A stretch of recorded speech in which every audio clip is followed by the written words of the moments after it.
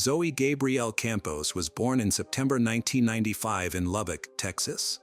She was the youngest daughter of her parents, Melinda and Alejandro Campos III. She had an older sister, Savannah. Their father served in the Navy infantry, which caused the family to move frequently, but after a few years, they eventually returned to Lubbock. Melinda and Alejandro eventually divorced. While growing up, Zoe had many different hobbies, but most of all, she loved animals. Zoe's mother said that the girl often brought home stray animals. She has a kind heart, wants to help all animals, especially dogs, cats, and turtles. Zoe was very close to her mother from a young age. Her mother mentioned that people often joked about how Zoe and she had forgotten to cut the umbilical cord. Zoe was an incredible daughter, sister, and friend.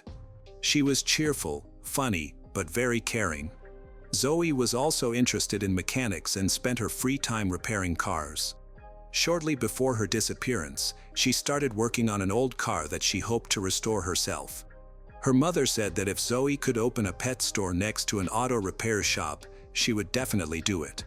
Zoe had a wonderful relationship with her sister Savannah, and they spent a lot of time together. Savannah had 2 children, and Zoe loved being an aunt. She enjoyed taking her nephew fishing at a lake not far from their home. Despite being only 18 years old, Zoe was very mature and extremely responsible. She didn't go out partying, preferred the silence and cozy atmosphere at home. Unfortunately, all of this was taken away from her. On November 17, 2013, Zoe spent most of the day with her family. Later that evening, she planned to go to her friend April's house, where a baby had just been born, and April invited her closest friends to celebrate the occasion. It was not a big party, but rather a small gathering of friends, and of course, everyone there knew April. However, not all the guests knew each other. It was a normal evening. Everyone was chatting, and a friend mentioned that Zoe left around 9 p.m. because she planned to go to dinner with her sister Savannah. They intended to spend the evening with another friend. Savannah later reported that during dinner, Zoe was as carefree as ever. After dinner, everyone went to watch a movie. When the sisters returned home, Zoe planned to spend the night at Savannah's house to take care of her nephew and niece the next day while Savannah was at work. Savannah stated that the movie ended at 11:30 p.m., and during the film, Zoe seemed to fall asleep. When they got home, Savannah went to her room, thinking that Zoe would sleep on a couch in the living room, unaware that the next morning, her sister would be gone. Zoe left the house later that night when Savannah went to bed, which was out of character for her. It is known that Zoe left home at night from an emergency message her mother received at 2:30 a.m. Melinda worked at a bar that closed around that time, and she was pleasantly surprised when she got a message from her daughter, asking for a ride home. Melinda waited for about 30 minutes, but Zoe never showed up. Initially, Melinda was not too troubled and tried to call her daughter, but Zoe didn't answer. Melinda thought that maybe Zoe had simply fallen asleep. Melinda reached a friend's house near the bar and stayed there overnight, planning to return home in the morning. On November 18th, Zoe's sister woke up and began getting ready for work. Seeing that Zoe was not on the couch and not in the house, Savannah immediately started calling her. When Zoe didn't answer and her car wasn't parked outside, Savannah thought Zoe might have gone home early. She called again, but each time, the call went straight to voicemail. Savannah then contacted her mother and realized that she also couldn't reach Zoe. Panic ensued. Savannah and Melinda started calling hospitals to see if perhaps Zoe had been in an accident. However, after several hours without contact or any information, the women finally reported Zoe's disappearance to the police at around 5 p.m. The police could only accept a missing persons report after 24 hours. Fortunately, they agreed to send out a profile of Zoe's car and attempted to contact her mobile service provider. They were informed that Zoe's phone was either turned off or the battery had been removed. Then, a surprising coincidence occurred. Zoe's aunt, Monica Rivas, was driving through the city on November 20th when she spotted her niece's gray Lincoln car near the university on 62nd Street. Monica immediately followed the car, trying to see the driver, but found it difficult due to the tinted windows and the car's speed. Still, She managed to determine that the driver was a man dressed in a hoodie with a darker complexion, and he appeared to be about 20 years old. As Monica followed the car, a lot of questions raced through her mind. Was Zoe in the car? Had this person harmed her? These thoughts nearly overwhelmed her, so she decided to focus on following the car while calling her son to explain the situation. However, the driver of the pursued car seemed to realize he was being followed and tried to escape. Eventually, Monica lost sight of the car when it turned sharply south, but she persisted in her search. When her son joined her, they found the Lincoln parked near Zoe's apartment. Monica immediately called the police and had to wait about an hour for the officers to arrive. Unfortunately, Zoe was not in the car, and she remained listed as missing. After inspecting the car, the police discovered several items: a phone charger, a black jacket, a sweatshirt, and some duct tape. They collected all of these items as evidence and lifted fingerprints from the vehicle. Since Zoe's father was an active member of the Marine Corps, the Naval Criminal Investigative Service became involved in assisting with the investigation. They took the jacket for forensic examination to look for any traces that could lead them to Zoe. The investigators also needed to find out if anyone had seen her on November 17 from 11:30 p.m. onward. Based on her latest text messages, mobile phone operators helped to estimate her approximate location, which indicated that she had been within a 1-mile radius of Lowry Field, a local football field. This area had a reputation for crime and other societal issues, which surprised Zoe's friends and family. Zoe did not use illegal substances and had no involvement in what is known as human trafficking, raising their concerns about the location where she was last seen. The investigators tried to speak with everyone who had been at April's house the night Zoe went missing, hoping someone might have heard or seen something unusual regarding Zoe's behavior or conversations. They discovered that a man named Carlos Rodriguez attended the party. When questioned on November 25, Carlos claimed he did not know Zoe before they met at April's but mentioned they had conversed briefly. He stated that they left at almost the same time, but the investigators found something odd in his story. Something felt insincere. As a result, Carlos was called in for additional questioning on December 9th. During this session, the investigators received significantly different information. Carlos admitted he had lied earlier, that he and Zoe communicated on Facebook after leaving April's. He said they had agreed to meet at his house that night to chat, but he continued to deny any involvement in Zoe's disappearance. He claimed she had come over, they intended to smoke marijuana, but when they had none, so Zoe left to find some and never returned. Carlos explained his initial deceit was due to not wanting to get in trouble over banned substance. However, he became the primary suspect in the case. Given that he had lied previously, investigators wondered if he was telling the complete truth this time. It turned out that his house was within a 1-mile radius of Lowry Field. In 2014, Zoe's family hired their own investigator to pursue any leads they came across, and they received numerous messages from community members eager to assist in the investigation. The investigators insisted that Carlos knew more than he disclosed. Eventually, they obtained a search warrant and investigated his residence. The police dogs brought and found several traces of Zoe's scent in that house and in the alley. The police conducted thorough searches of the premises but found no additional evidence.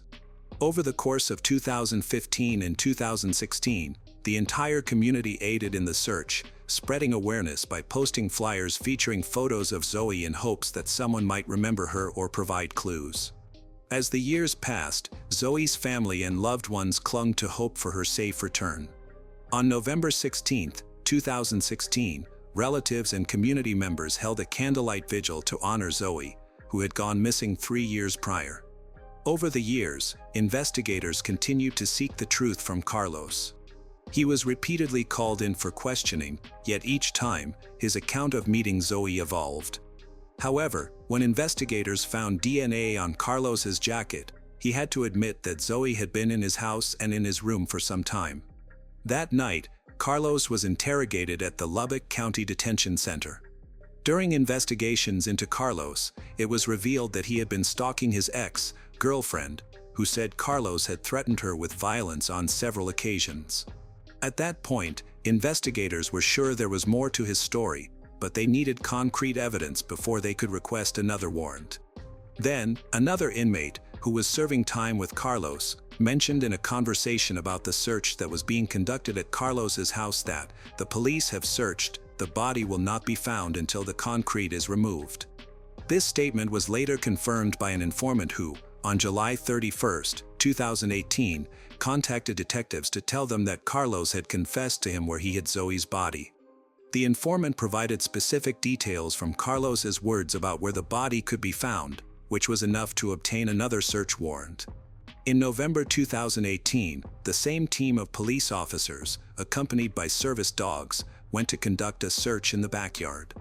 The dogs alerted the police, and they began digging in that area. Eventually, they discovered a set of bones. The bones were sent for examination, but before determining whose they were, there was no certainty that they were human remains. Carlos was called in for questioning, and in the middle of the interrogation, when the bones were mentioned, he fell silent, refused to talk until he was granted access to a lawyer. The lab results came quickly, revealing that the bones were not Zoe's, but rather animal bones. Investigators decided not to inform Carlos of this, as his reaction when the bones were mentioned suggested that the investigation was close to solving Zoe's case. In the following days, Carlos was closely watched, as were those he communicated with.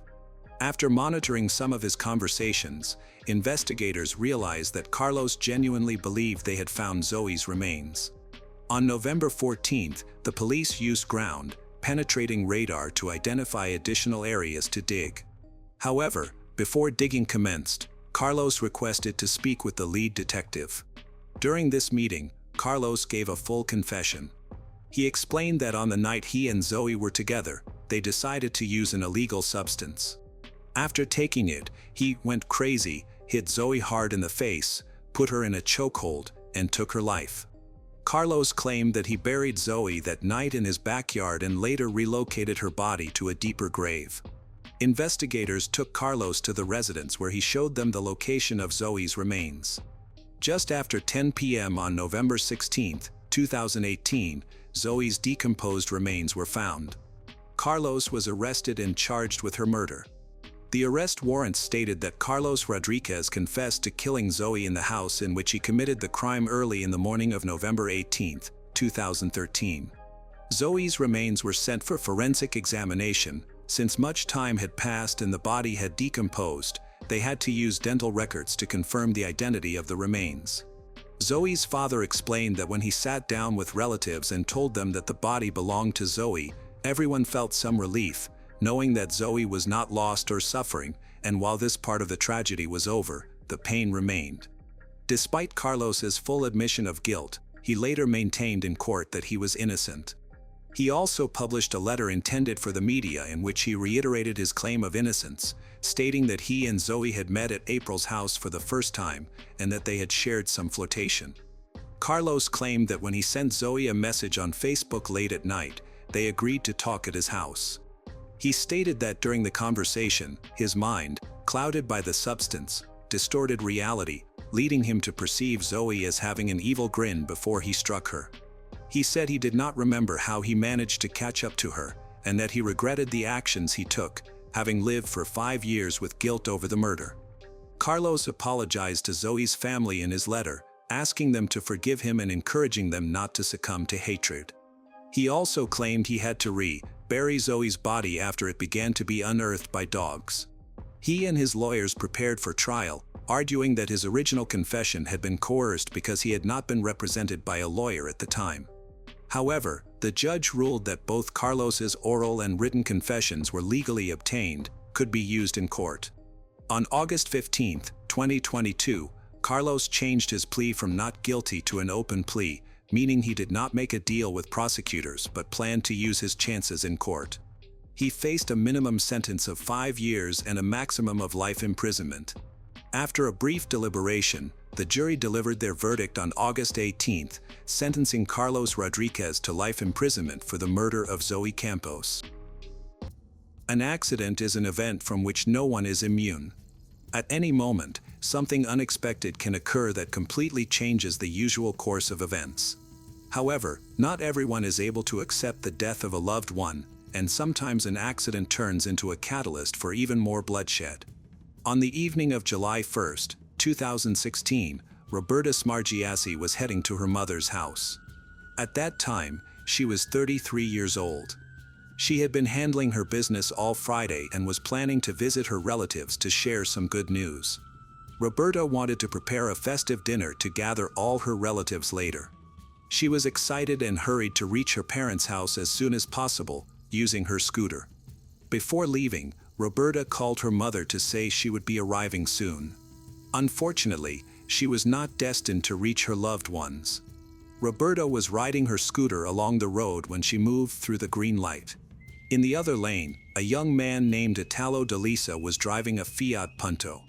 He was only 21 years old. Despite the fact that the traffic light was red for him, he ignored it and continued driving. He did not notice the scooter that Roberta was riding. A collision occurred. After the impact, she crashed into the traffic light and fell onto the asphalt. The impact was quite strong, and she was thrown onto the sidewalk. Roberta sustained very serious injuries. Italo was confused but did not run away from the scene. He tried to provide first aid to Roberta. Witnesses immediately called the emergency services. When the medics arrived, they found the victim lying on the sidewalk with her head badly injured. Wounded, Roberta was barely clinging to life. They attempted to help her on the scene, but without specialized equipment, she would definitely not have survived. Therefore, she was urgently loaded into an ambulance and sent to the hospital in Vasto, Italy. The medics fought for her life on the way to the medical center. Upon arrival, Roberta was immediately taken to the surgical room for emergency surgery. Unfortunately, they were unable to save her, as her injuries were too severe. The cause of death was a craniocerebral injury due to her head hitting the pavement. Italo was also taken to the medical center. It turned out that he only sustained minor abrasions. There was no one else in his car. After treating his abrasions, Italo underwent testing for alcohol and prohibited substances in his blood. He did not refuse the examination and claimed he had not used anything. Italo expressed regret over what had happened, explaining that he had been distracted, accidentally ignored a red traffic light, and had not noticed Roberta on her small scooter. A toxicological examination confirmed that he was telling the truth. No alcohol or illegal substances were found in his blood. He behaved appropriately, reasoned calmly, was aware of the situation, and expressed remorse for what had transpired. When he was informed that the victim of the accident did not survive the collision, he burst into tears. Italo did not attempt to deny his guilt but continued to assert that it was all the result of a coincidence. Naturally, this provided little consolation for Roberta's loved ones. Her mother had been expecting to welcome her daughter home, but Roberta never arrived. She tried to call her daughter, but was unable to reach her. Eventually, she turned to Roberta's husband, who informed her about the accident. When the family received the tragic news, everyone was in shock. They blamed her death on the young man who had been inattentive behind the wheel. But none of this could bring Roberta back. 9 months before the tragedy, Roberta Smargiassi married a man named Fabio Di Lello, who was the love of her life. At the time of the fatal accident, Fabio was also 34 years old. They had known each other for many years before deciding to tie the knot. Fabio was a sporty and quite popular man, a well-known footballer who demonstrated excellent results in amateur tournaments. In 2015, he debuted in Serie D as a reserve player, and the entire family, including Roberta, was very proud of him. When they first met, Roberta worked in her father-in-law's bakery, as he owned one of the most popular bakeries in the city. After meeting Fabio, they began to build their relationship.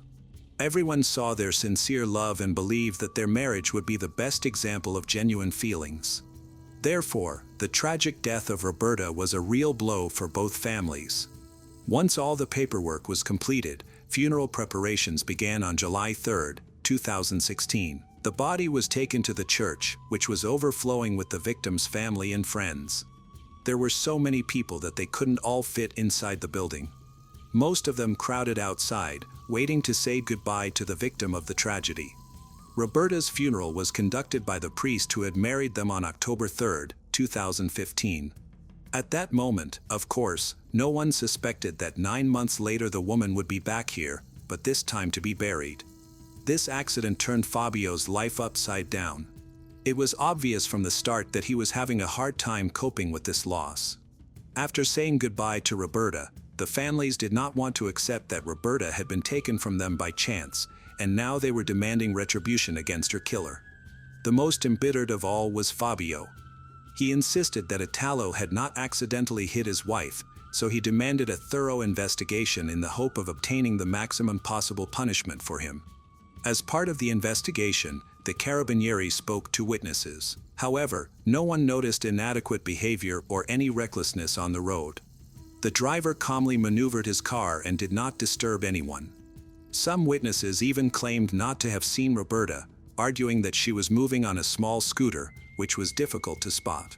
The police had footage from surveillance cameras located in 3 places at the intersection, so the moment of the accident was recorded from different angles. All the recordings were carefully analyzed. In addition, they collected footage of both participants in the accident driving before the collision. Both behaved calmly on the road and followed the rules and speed limits, at least until Italo ran a red light. Fabio still wouldn't accept this. He insisted that Italo had broken the rules and was probably under the influence of illegal substances. He completely ignored the toxicology results, which showed that everyone involved in the accident was sober. In his anger, he rallied his entire family against Italo.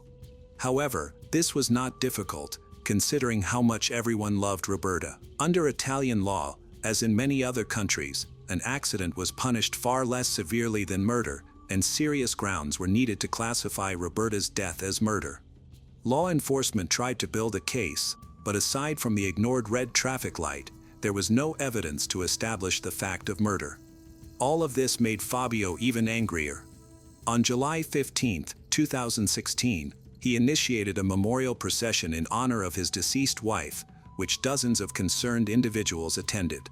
He demanded that the perpetrator be brought to justice and led a torchlight procession despite the pouring rain. Hundreds of people gathered to march. They walked through the streets of Vasto, chanting slogans against the killer. Fabio himself did not mince words. Most of the participants did not want to forget Roberta and hoped to honor her memory and achieve justice for the fatal accident. However, Fabio's overly aggressive and defiant behavior puzzled many. There was something more disturbing than grief in the air. It was the real hatred that Fabio felt for Italo. Even before this memorable march, accusations and very harsh statements about Italo began to surface on social media. Italo's family perceived the dissemination of discrediting information as inappropriate. They defended Italo, insisting that in life he was completely different from how Fabio tried to portray him. They argued that Italo made a fatal mistake but did so unintentionally and was not a murderer, according to his family. All of this even attracted the attention of the prosecutor investigating Roberta's death. The aggressive Fabio was only calmed by the threat of being accused of stalking. Although he became taciturn and stopped publicly confronting Italo, he did not cease inciting those around him against Italo in daily life. Initially, this had a particularly strong impact on the families of Roberta and Fabio. At Fabio's initiative, a large poster with Roberta's image appeared on her grave, and a bench was installed at the scene of the accident, serving as a memorial. At first, dozens of relatives and friends visited the grave to honor the memory of her. Almost everyone encountered Fabio, regardless of the time they came. He could be found at the grave at any hour of the day. While others managed to contain their pain of loss, the grief-stricken husband began to behave more and more strangely. He quit his job and spent whole days at the grave of his deceased wife. In the first few days after the funeral, he came there to pray. He stayed for a couple of hours but then left. However, by the end of the first week, he was spending long hours there, then he began to stay for the entire day. Fabio even brought food with him, having lunch and dinner near the grave. His behavior began to resemble insanity. He could not come to terms with the loss of his beloved wife. He arrived as soon as the cemetery gates opened and left only before they closed. The situation worsened. Several times, he was spotted when the cemetery was already closing. At first, Fabio was stopped by the locked gates, but he began to climb over the wall. Local workers noticed that Fabio began spending the night on his wife's grave. It got to the point where he spent almost the entire day at the cemetery and refused to leave. When Fabio's relatives asked him about this, he stated that his wife's grave was the only place where he felt a connection and closeness to his late wife, as well as a semblance of peace. The rest of the time, he could not find peace, as the thought of the injustice of her death troubled him incessantly. He flatly refused to accept that Roberta was no longer alive. Relatives tried to support him, but Fabio became increasingly irritable, unpredictable. It was enough to merely mention Roberta's name, and he would explode in anger and behave aggressively. He claimed that money had not helped save Roberta, and therefore it was useless. Fabio's relatives began to fear that his mental state had deteriorated. The only consolation for him was the ongoing investigation into the accident. Fabio looked forward to the person responsible being sent to prison for a long time. That is why the events that followed unsettled him even more. A few days before Christmas, Italo's lawyer managed to find mitigating circumstances in the case. Firstly, Italo was doing volunteer work and was so socially active in this area that his efforts proved to be very beneficial. Several people spoke highly of him, stating that he had a very positive impact on their lives. Secondly, Italo had always dreamed of becoming a firefighter and serving the community. He also had no other misdemeanors, and there was no talk of a criminal record. He had not even violated traffic rules before. In addition, a thorough analysis of the video footage from the intersection showed that Roberta herself did not follow the rules.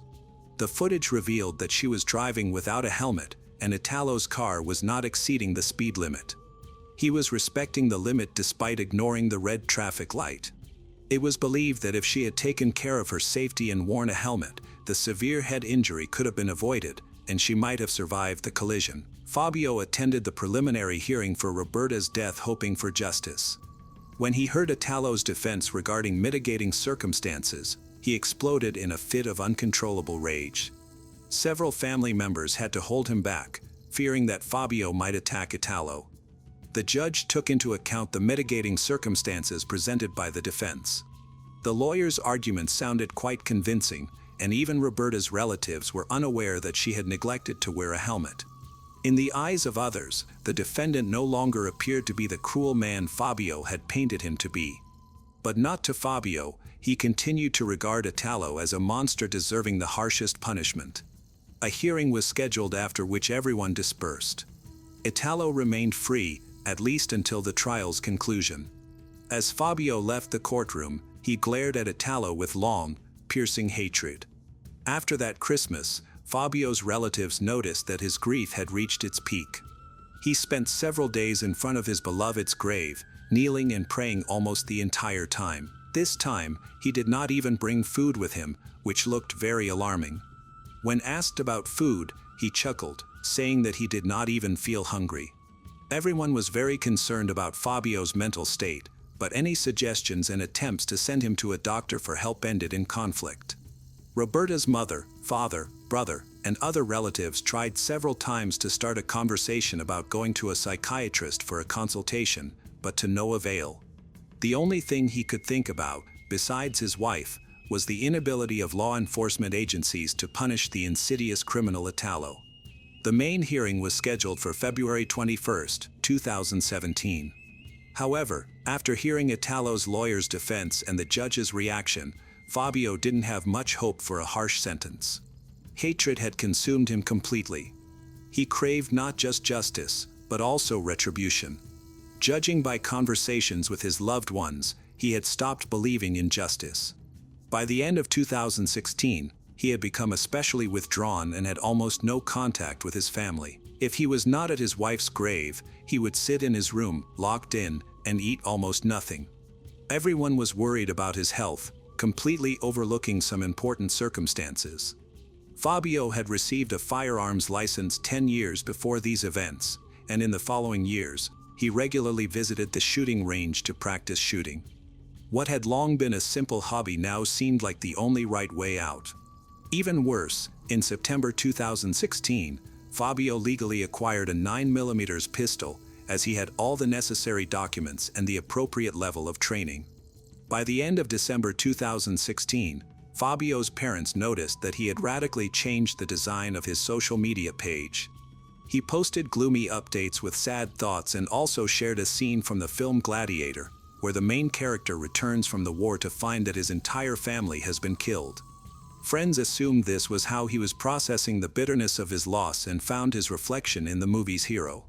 In fact, it wasn't just his sadness and desire for justice that drove him. He was now consumed by a thirst for revenge. He felt that law enforcement was not on the side of good but was instead supporting the bad guy. The slowness and inefficiency of the justice system felt like a mockery of Roberta's death. Those close to him did not believe that the once good-natured Fabio could take up arms, and the photo from the film reflected his desire for lynching. After that, he made several more posts on his page. All of them were about the search for justice, but he did not hint at or indicate what he was planning to do. These were rather abstract musings, questions that concealed something much more disturbing. On February 1, 2017, Italo went to a cafe located in Vasto, Abruzzo. He visited this place periodically to unwind, and recently he had been going there more often for obvious reasons. Italo spent a lot of time talking with friends and acquaintances. He was very upset by the tragedy involving Roberta. He repeatedly stated that he was not going to run from justice, so he was ready to accept any court decision. Now, Italo found himself at the cafe again in search of support. The upcoming hearing was set to take place in 3 weeks. The only thing that distinguished his visit to the cafe from any other day was that he ran into Fabio at the entrance. This meeting seemed strange, as Italo knew that Fabio lived on the other side of the city and that they had not crossed paths before here. They exchanged a few short phrases. Suddenly, Fabio pulled out his 9mm pistol. He caught Italo talking on his cell phone, and Italo's father was on the other end of the line. The first bullet hit Italo in the stomach, the second in the leg, and the third in the neck. He immediately fell, bleeding. His father heard his son take his last breath through the phone. The wound to the neck was fatal, the artery had been severed. Other cafe patrons rushed to the noise. Fabio immediately got into his car and fled the scene. When paramedics arrived at the cafe, they pronounced Italo dead. The Carabinieri quickly interviewed witnesses, and thanks to their statements, the shooter was soon identified. They arrived at Fabio's family home, where his relatives told them where he could be found. The Carabinieri went to Roberta's grave, expecting to find Fabio there. It was assumed that he would most likely end one's own life. A semi-automatic pistol was found in a plastic bag on the gravestone. Ballistics tests were later conducted, confirming that it was this gun that was used to shoot Italo. His father then made an official statement, convincing the public that Roberta's death was a tragic accident. Italo's father knew that his son would never intentionally harm anyone. He pointed out that Italo wouldn't even drive after drinking a beer. In his father's opinion, Italo should not have to pay for the tragic circumstances with his life, especially since Roberta herself did not take adequate care of her own safety. A few hours after the murder, Fabio was found. Before turning himself in, he called a friend, confessed that he had shot his wife's killer and was going to the cemetery to say goodbye to Roberta. At that time, he revealed why he had been so upset by his wife's death. The evening she went to visit her parents, Roberta was planning to cook a treat and share the good news that she had learned she was pregnant. Roberta was expecting a child with Fabio, and the pregnancy was still in its early stages. Until that moment, Fabio was the only one who knew about it, and he understood the full scale of the tragedy. In addition to the death of his wife in a traffic accident, he lost his child, which was a double blow for Fabio. After Italo's death, his father continued to clear his son's name from the negativity directed at him on the internet and in life. He needed to present all these arguments at the trial so that his son would not receive the same harsh punishment as real criminals who acted with malicious intent. The father believed that Fabio had acted unfairly towards his son. Fabio had created an atmosphere of hatred against Italo to such an extent that the whole country branded him as an Italian killer. In reality, according to Italo's father, He was a victim of circumstances. Italo was not evil. He took Roberta's death very hard and often shared his feelings with his father, stating that the only thing he would like to correct in his life was running a red light. Italo's father created a sort of memorial in front of the cafe where his son was shot, placing Italo's photo and candles there, visiting every day to honor his memory. Public opinion was divided on the matter. Some supported Roberta's husband, believing that Fabio had done the right thing by seeking revenge on the offender who took his wife and child. Others felt that Fabio had acted too harshly and should have waited for the court's decision. Italo would certainly have received a fair verdict. In fact, after Italo's murder, Fabio's parents expressed their condolences to his family. They revealed that they had sought medical assistance 2 days before the crime when Fabio's unpredictable behavior reached its limits. They realized that he needed qualified psychiatric help, even if it meant he would have to be committed. They noticed that his behavior was completely out of control, leading them to fear for his mental health and request his hospitalization. Unfortunately, bureaucratic obstacles and the inertia of the system prevented this from happening in time. If Fabio's parents' appeal had been successful and he had been hospitalized immediately, perhaps a second tragedy could have been avoided. On February 4, 2017, Italo's coffin was present at the Vasto Church. The funeral was attended by numerous friends and family members. The ceremony was led by the same priest who had previously addressed Roberta's unexpected passing. Aware of the tragic events, he encouraged everyone present to act with kindness and respect towards one another. He urged attendees to refrain from expressing hatred, especially on social media. During this challenging time, the priest hoped to foster unity and put an end to further violence. Rather than a hearing about Roberta's death, which was stopped because the accused had died, Fabio found himself in court facing a charge of first-degree murder. His lawyer tried to argue that Fabio had not planned the crime and sought to lessen his responsibility due to his serious mental health problems. This defense could have helped him avoid a life sentence. However, the prosecutor provided strong evidence against this claim. On March 24, 2017, the court convicted Fabio Di Lello and sentenced him to 30 years in prison. The lawyer highlighted the significant decline in the client's mental health following the death of his cherished wife. He struggled to handle her loss, and timely support was lacking. The lawyer submitted an appeal, leading to further evaluations. On July 10, 2018, the appellate court shortened the prison sentence to 20 years, citing a diagnosis of an acute mental disorder for Fabio during the attack. However, the prosecution was dissatisfied with this ruling and requested that the original 30-year sentence be reinstated. On November 13, 2019, the Court of Cassation dismissed the appeals. Consequently, the 20-year prison sentence became official and final. Initially, Fabio faced significant challenges during his imprisonment. He received regular support from a psychiatrist and a priest because of his high risk of ending one's own life. Over time, however, he began to improve and the risk diminished. Fabio remains in prison and is scheduled for release in 2037. Great wealth often brings serious and unexpected problems. It can attract hidden enemies, jealous observers, and people who wish you ill, along with those who pretend to be friends merely to benefit from your fortune. The most dangerous threat, however, can arise from someone close to you, someone you would least expect to cause harm. In the fall of 2003, the brutal murder of successful entrepreneur Janie Ballard shocked the small, close-knit town of Little Rock, Arkansas. The well-respected 58-year-old woman was found dead in her home, leaving the community in disbelief and horror. Janie had been violently attacked, suggesting the perpetrator had personal motives. At first, no one could fathom who could commit such a cruel act. Janie Lee Connor Ballard was born on August 11, 1945, in Bald Knob, White County, Arkansas. She was the youngest of 3 children of Renard Connor and Barbara, growing up with her 2 older brothers, Neil and Danny. The Connor family was modest but respected, with parents who worked hard to give their children a good education and opportunities for success. From a young age, Janie was independent, ambitious, and determined to create a successful life for herself. Despite her strong drive, she was also known for her kindness, friendly nature. Janie received a solid education, starting at a prestigious college and later attending a state university. A few years after graduating, she met Lester Kenneth Ballard, who was 11 years older than her. Despite the age gap, they formed a strong romantic bond and got married in 1973.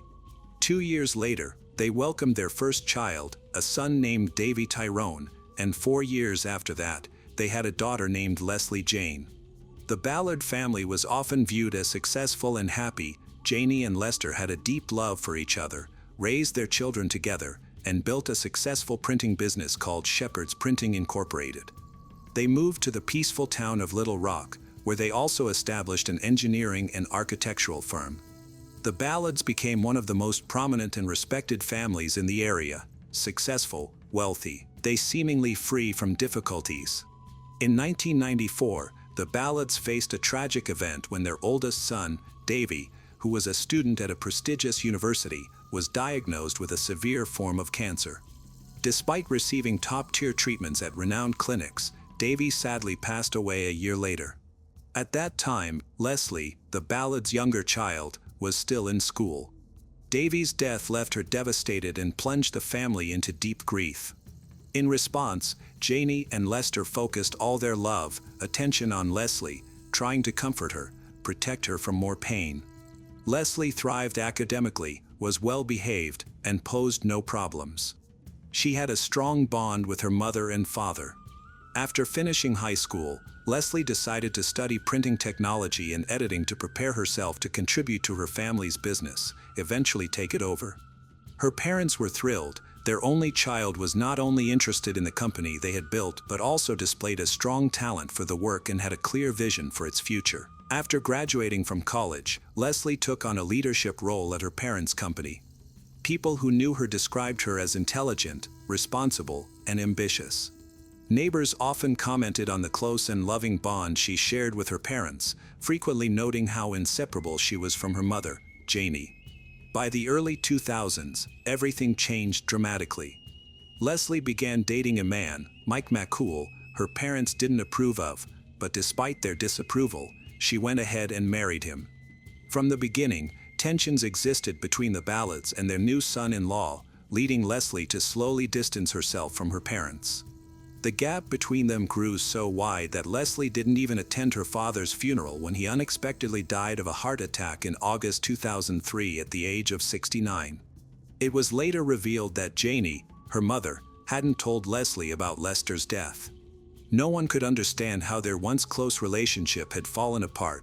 The two who had been so close now felt like strangers. On September 13, 2003, when a friend discovered Janie's body inside her Little Rock home, law enforcement arrived quickly at the Ballard home, sending several patrol units to investigate. The living room was horrific, with blood splattered on the floor, walls, furniture, curtains, and ceiling. Janie's body showed clear signs of a brutal attack. She had been repeatedly stabbed with a large knife, and the assailant continued the attack even after she was dead. The house was somewhat disorganized, a jewelry box was broken, several valuable items were missing, and a small amount of cash had been taken from a damaged safe. At first, it appeared to be a burglary that went wrong, possibly involving a confrontation between the homeowner and an intruder caught in the act. A closer look revealed a much darker truth. Defensive wounds on Janie's hands indicated she fought fiercely for her life, but the attack was overwhelmingly one-sided. According to the medical examiner's report, Janie had suffered severe and widespread injuries in self-defense. She had fought hard to survive. When she was found, she had one hand covering her face. The official cause of death was severe blood loss from more than 70 stab wounds. The most shocking detail was a deep cut across her throat, inflicted with alarming precision. From the beginning, seasoned investigators were skeptical of the burglary story. The damage to the safe appeared staged, as if someone had attempted to make it look like it was forced open, even though the person who accessed it clearly knew the combination. Additionally, the brutality of the attack suggested a personal motive. It was not a random act of violence, but rather calculated and emotional. The assailant didn't just commit a crime, they did so with extreme rage, leaving Janie no chance to escape. Her friend acknowledged that he and Janie were more than just friends, they communicated frequently. When he couldn't reach her all day on September 12th, he became worried. By the next morning, he decided to go to her house to check on her. He entered through the garage door and noticed that a key was still in the lock. The initial theory was that Janie had come home, unlocked the door, and left the key there. After hearing a noise inside, she might have rushed in to investigate and confronted an intruder, which could have led to a struggle that ended tragically. He was taken to the police station for questioning. He seemed upset and overwhelmed with grief but was completely cooperative during the investigation. He gave a thorough explanation of what he knew and provided an alibi for the time of the crime. After confirming his statements, the investigators cleared him as a suspect and let him go. Although Janie's friend was not connected to the crime, he offered important information, recommending that further investigation be conducted on Janie's daughter and son-in-law. Two of Janie's neighbors reported seeing her on September 12th.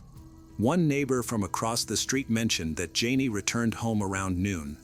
Detectives aimed to find Janie's daughter, Leslie, to inform her about her mother's death and to ask her and her husband, Mike McCool, if they knew anything related to the case. They quickly tracked down the McCool home address, but found no one there. Neighbors were unsure of their whereabouts.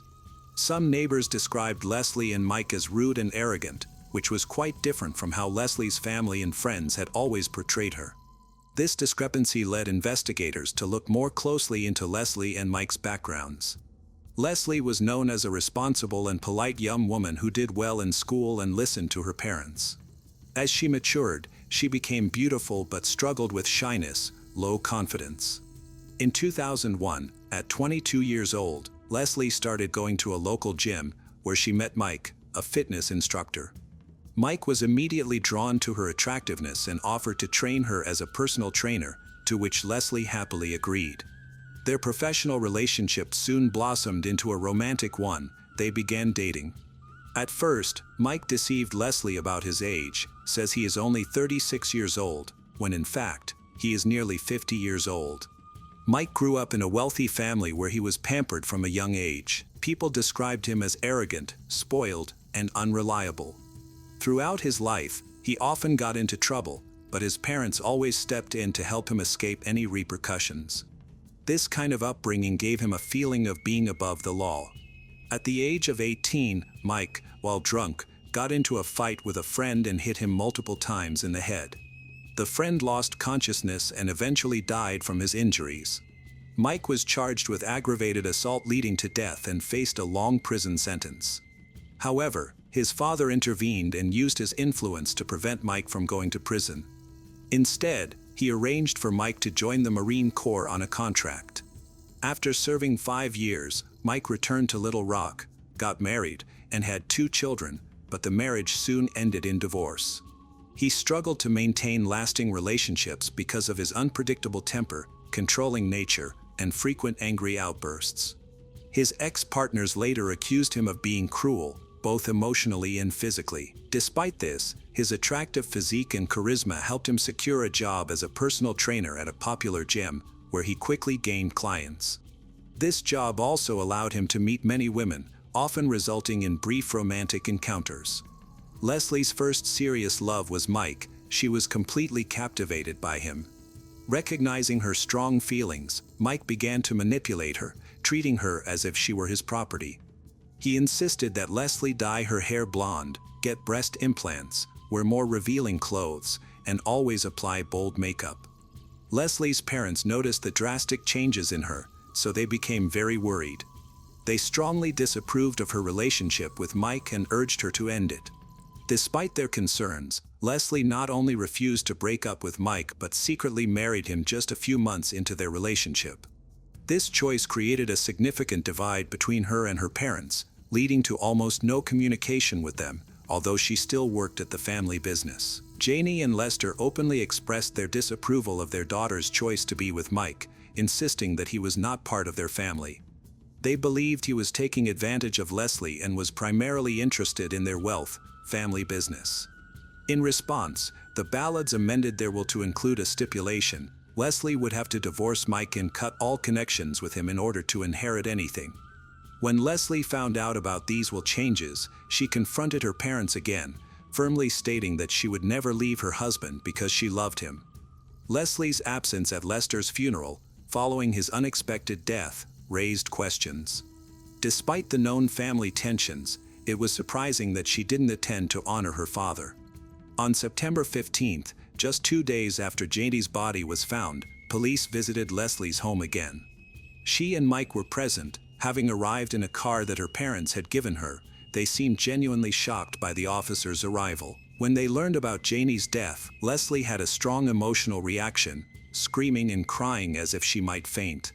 However, experienced detectives observed that her response appeared overly dramatic and almost rehearsed. Leslie quickly composed herself and agreed to go with the officers to the station for questioning. Once they arrived, her demeanor changed completely. She seemed calm and aloof. She informed the investigators that she and her husband had been away for 4 days visiting Mike's parents in Hot Springs. Leslie stated that she had never had significant conflicts with her parents, noting that although they were initially against Mike, they eventually accepted her decision to marry him.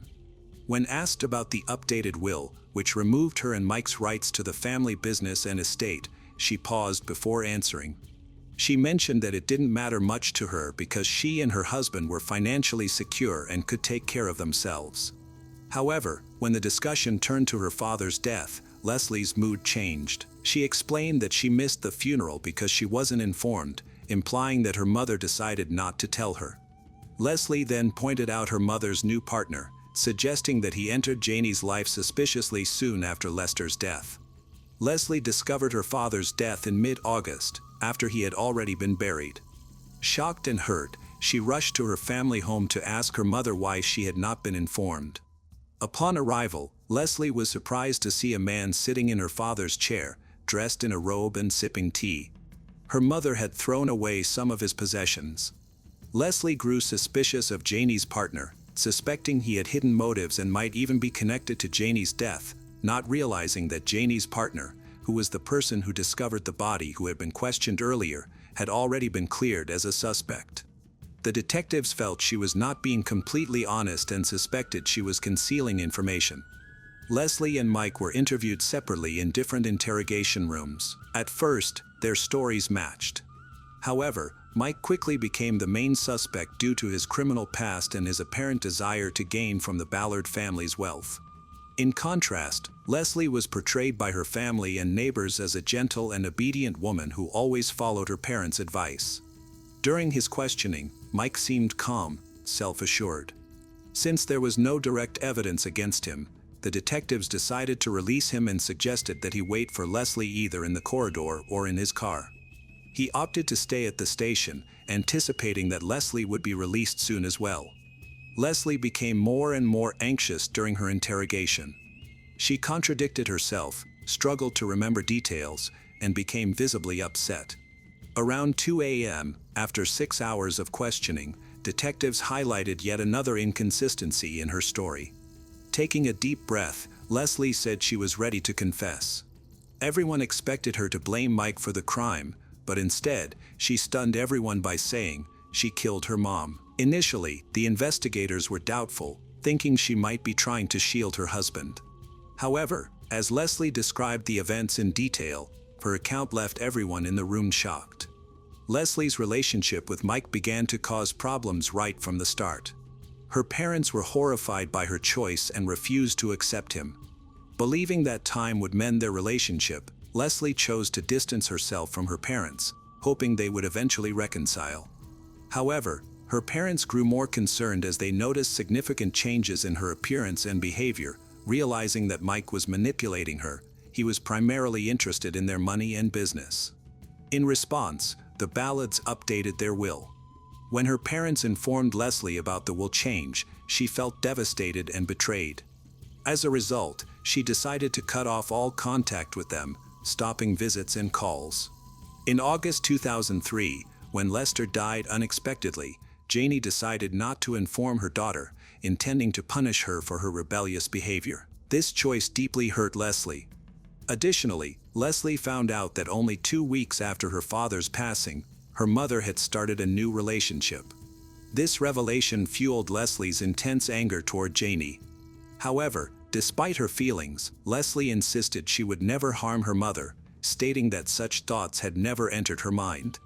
Mike was intent on gaining control of the Ballard's wealth and business, so he uncovered a legal loophole. If Leslie's parents both died within a month of each other, she would inherit everything, regardless of the new will. With only a few days left in this crucial period, Mike began pressuring Leslie to take action, threatening severe consequences if she didn't comply. He warned her that if she refused to get rid of Janie, he would do it himself and then focus his anger on her. Mike carefully planned the crime, including wearing a mask to hide the attacker's identity and ensuring a quick escape. He showed her which parts of Janie's body to target. He also staged a fake robbery to make the crime seem believable, arguing that a burglary at the wealthy Ballard home would appear entirely credible. On the day of the crime, Leslie wore all black, put on gloves and a mask, and took a large knife from Mike. She drove to her mother's house, waited in the garage for Janie to come home. As soon as Janie arrived and started unlocking the door, Leslie attacked her, pushing her into the house before she could take the key out. They struggled in a living room, where Leslie stabbed Janie several times in the back. When Janie collapsed to the floor, Leslie kept attacking her with the knife, motivated by fear and pressure from Mike. Leslie stabbed Janie repeatedly, stabbing her kidneys and lungs, even slashing deep into her skull. It's likely that Janie never got a clear look at her attacker's face because of the mask. After the attack, Leslie searched the house to make it look like a robbery. She took some valuable jewelry and her father's coin collection, which was quite valuable. However, her main objective was to find and steal the will. Once she obtained what she wanted, she damaged the safe to make the crime seem more realistic and then left in her mother's car. She later abandoned the vehicle in a parking lot at the city's edge, where Mike came to pick her up in his car. As Leslie was confessing, Mike waited in the hallway, appearing calm. However, when he was called in for more questioning, he stayed composed until the detectives revealed that Leslie had confessed to everything. At that moment, Mike denied any involvement and claimed he had no knowledge of Leslie's plans to harm her mother. He insisted that Leslie had planned and carried out the crime by herself, admitting only to helping her conceal it afterward, including hiding evidence. He informed the investigators about the location of the blood-stained clothing and mentioned that the stolen jewelry and coin collection had been taken to his parents' house in Hot Springs. Police took both suspects to Mike's parents' house in Hot Springs to retrieve evidence. The coins and jewelry belonging to the Ballards were found in a hidden compartment in one of the rooms at Mike's parents' house. When detectives inquired about the weapon used in the crime, Leslie shrugged and said that Mike had taken it, suggesting he might have thrown it away at Lake Hamilton. Experienced divers were called to the scene immediately. A diver then found a butcher knife with an 8-inch blade. Forensic analysis later confirmed that it was the weapon used in the crime. The autopsy had already shown that Janie suffered over 70 stab wounds. While Mike might have been the mastermind behind the crime, nobody could have forced Leslie to inflict so many wounds. This extreme violence indicated that Leslie was acting out of profound anger, unleashing her rage on her mother in a moment of uncontrollable fury. Leslie and Mike both insisted they were innocent and tried to portray themselves as victims. Leslie alleged that Mike forced her to commit the crime by threatening her life, saying that her fear for her safety made her go along with his plan. In contrast, Mike argued that he was unaware of Leslie's intentions and never thought she would harm her own mother. Leslie's trial started in the spring of 2004. She faced charges for committing a crime and tampering with evidence.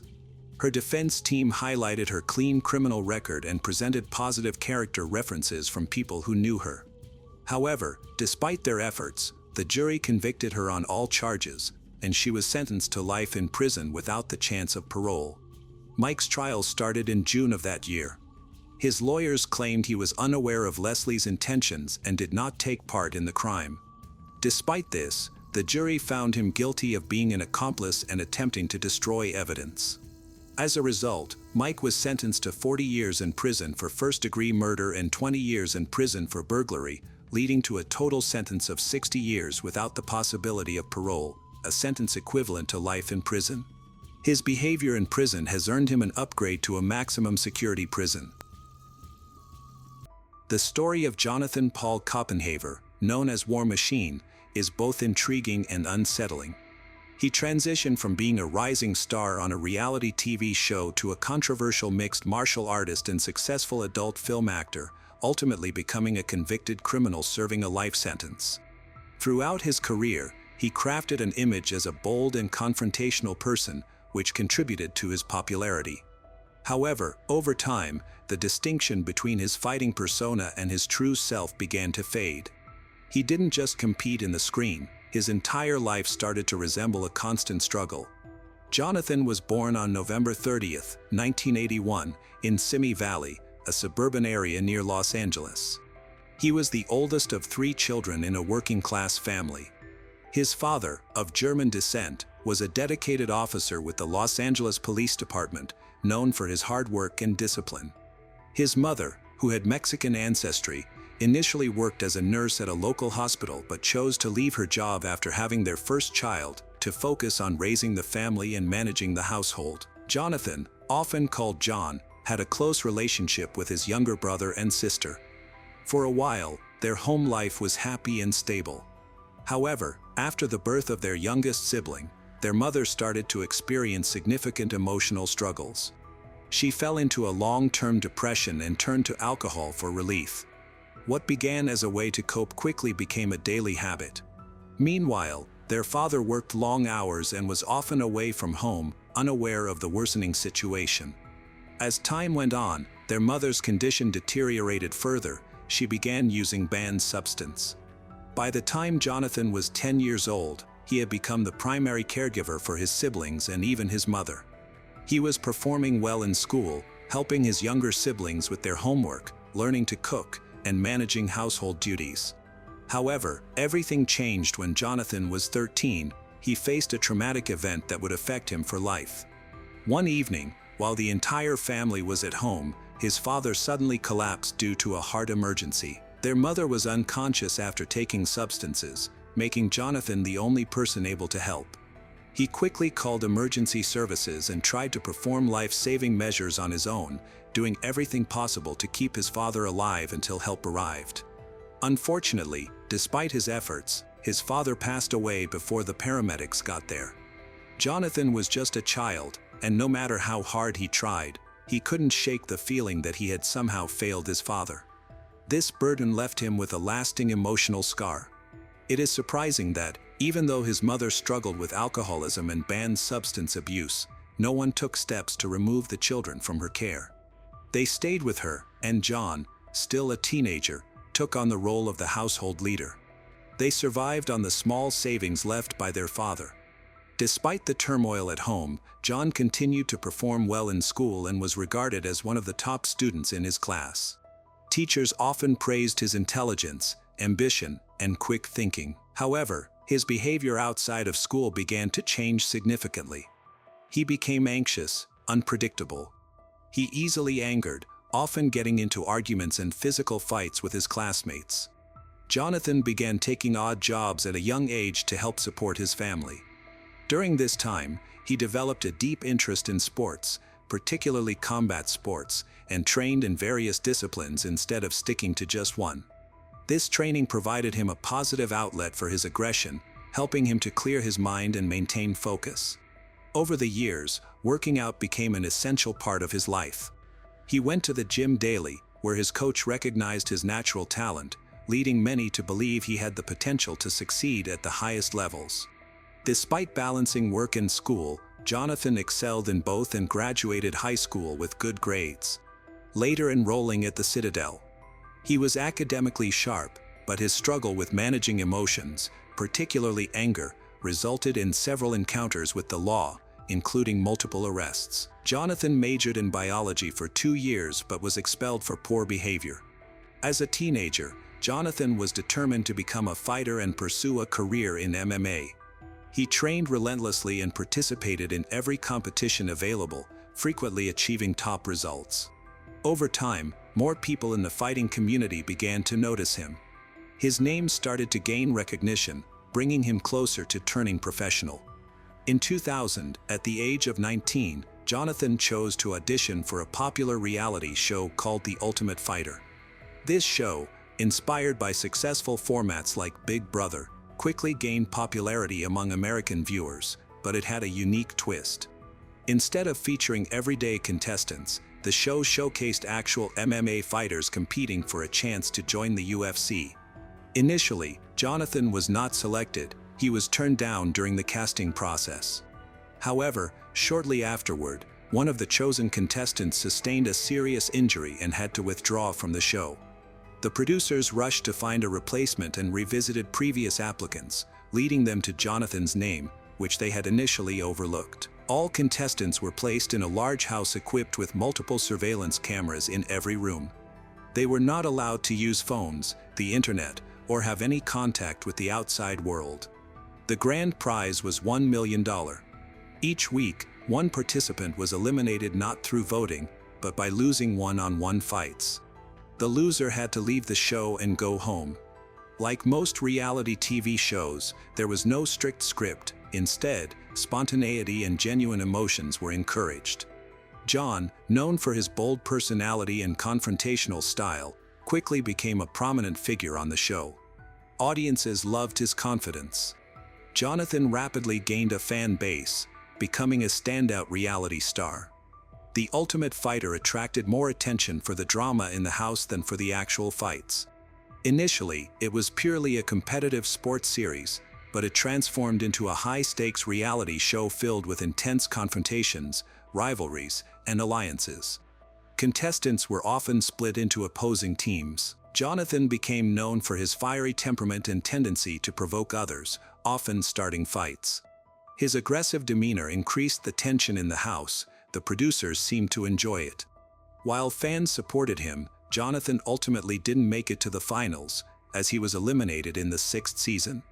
Although Jonathan did not win the competition, his time on the show brought him significant attention.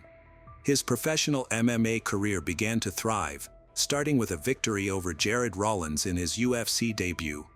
Fighting in the welterweight division, Jonathan participated in a total of 19 matches, achieving 14 wins. However, his life outside the ring began to unravel. His unpredictable behavior and difficulty managing his anger led to several legal issues. On September 22, 2007, he was arrested for assaulting a Las Vegas man after an argument over a parking space escalated into a physical confrontation. Reports indicate that Jonathan continued to hit the man until he lost consciousness. The victim filed charges, and Jonathan was arrested. Instead of expressing remorse, he gave a controversial interview claiming he had done the man a favor by not causing more harm. His remarks resulted in public outrage, branded him as volatile and dangerous. Ironically, this negative attention ended up benefiting his career. Jonathan embraced the persona of the villain, using his reputation to attract media coverage and gain popularity. His behavior reminded many of another controversial fighter, Conor McGregor, who is known for mixing sports achievements with off-ring issues. In mid-2008, Machine decided to change his name to War Machine, believing it reflected his personality and mindset well. The name sounded tough and intense, fitting for the world of full-contact sports he was involved in. That same year, Machine faced another controversy related to an assault. The situation began over a minor issue but quickly escalated to legal action. Many observers noted that Machine was on a dangerous path. He seemed to look for reasons to start fights and actively sought out confrontation. Even with the incidents and arrests, his professional MMA career continued to flourish. He participated in major events and secured numerous victories, gaining recognition in the MMA community. Before long, he was invited to fight in the UFC, the sport's top organization. He also received a Knockout of the Night award for his outstanding performance in the octagon. In 2009, Machine made an unexpected announcement. He intended to pursue acting, but not in a conventional way. He decided to join the adult entertainment industry. Thanks to his youthful looks, rugged, and athletic build, Machine made a notable impact on screen. His performances soon attracted a lot of attention, making his career in this field as discussed as his MMA achievements. During his first year, he appeared in 13 films, frequently working with established performers. He adeptly managed both his fighting and acting careers while securing various endorsement deals that generated substantial income. In August 2010, Machine was sentenced to 1 year in county jail for felony assault stemming from a fight at a bar in Point Loma earlier in the year, as well as another fight at a bar in Pacific Beach, San Diego. He was held in San Diego's George Bailey County Detention Facility. During his time in prison, Machine continued to exhibit confrontational behavior, leading to numerous altercations. This resulted in him being labeled as high risk and spending most of his sentence in solitary confinement. Observers began to realize that his aggression had evolved beyond a competitive attitude and was instead indicative of a significant behavioral issue. Some speculated that the pressures of fame or emotional instability might be contributing factors. After his release, Machine returned to the ring and achieved several impressive victories against tough competitors such as Roger Huerta, Blas Avena, and Vaughn Anderson. During this period, he started a personal blog and social media page to engage with his expanding fan base. His content was unique, often featuring him speaking directly to the camera. He's sharing his personal thoughts, reflections, and stories from his past. Within just a few days, tens of thousands of fans subscribed to his platform. His audience was varied. Some were interested in his fighting career, others in his experiences in the film industry, and many were drawn in by the controversy surrounding him since his early days on reality TV. In 2011, Machine launched his own line of athletic and casual clothing. His brand was notable for its bold graphics and aggressive slogans aimed at projecting an alpha male image. The products were primarily sold online and quickly became popular, contributing to the company's success. Machine maintained a confrontational demeanor, often discussed his struggles with anger in his video blogs.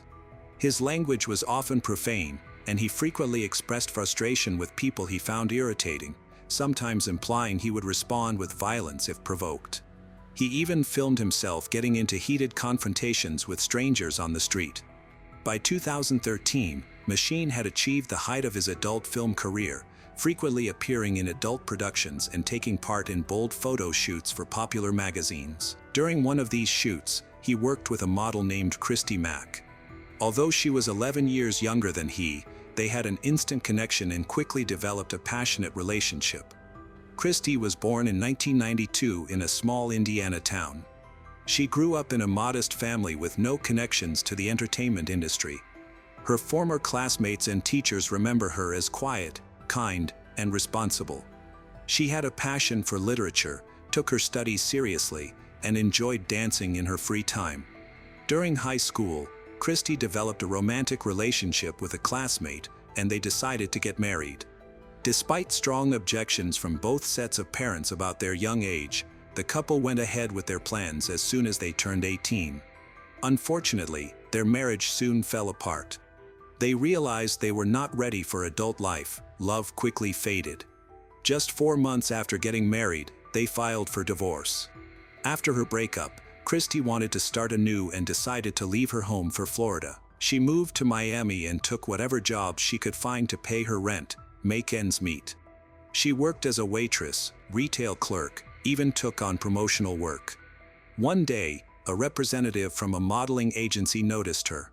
Initially, Christy did catalog shoots for fashion brands, but soon she was offered more provocative modeling jobs that paid much better. She accepted these opportunities, and before long, she began getting offers to act in adult films. She chose a memorable stage name that became well known. Christy quickly became a regular in adult film productions, including a notable parody based on a popular superhero franchise. Her work in the industry earned her several awards. In February 2013, she launched her first boutique that focused on intimate apparel and lifestyle accessories. The business quickly gained popularity, grew into a successful retail chain. When Machine and Christy first met, both were already prominent and successful figures in their fields. They had established careers in the media and each owned businesses that sold branded merchandise. Their popularity was quite similar. Right from the start of their relationship, they were frequently seen together at various events.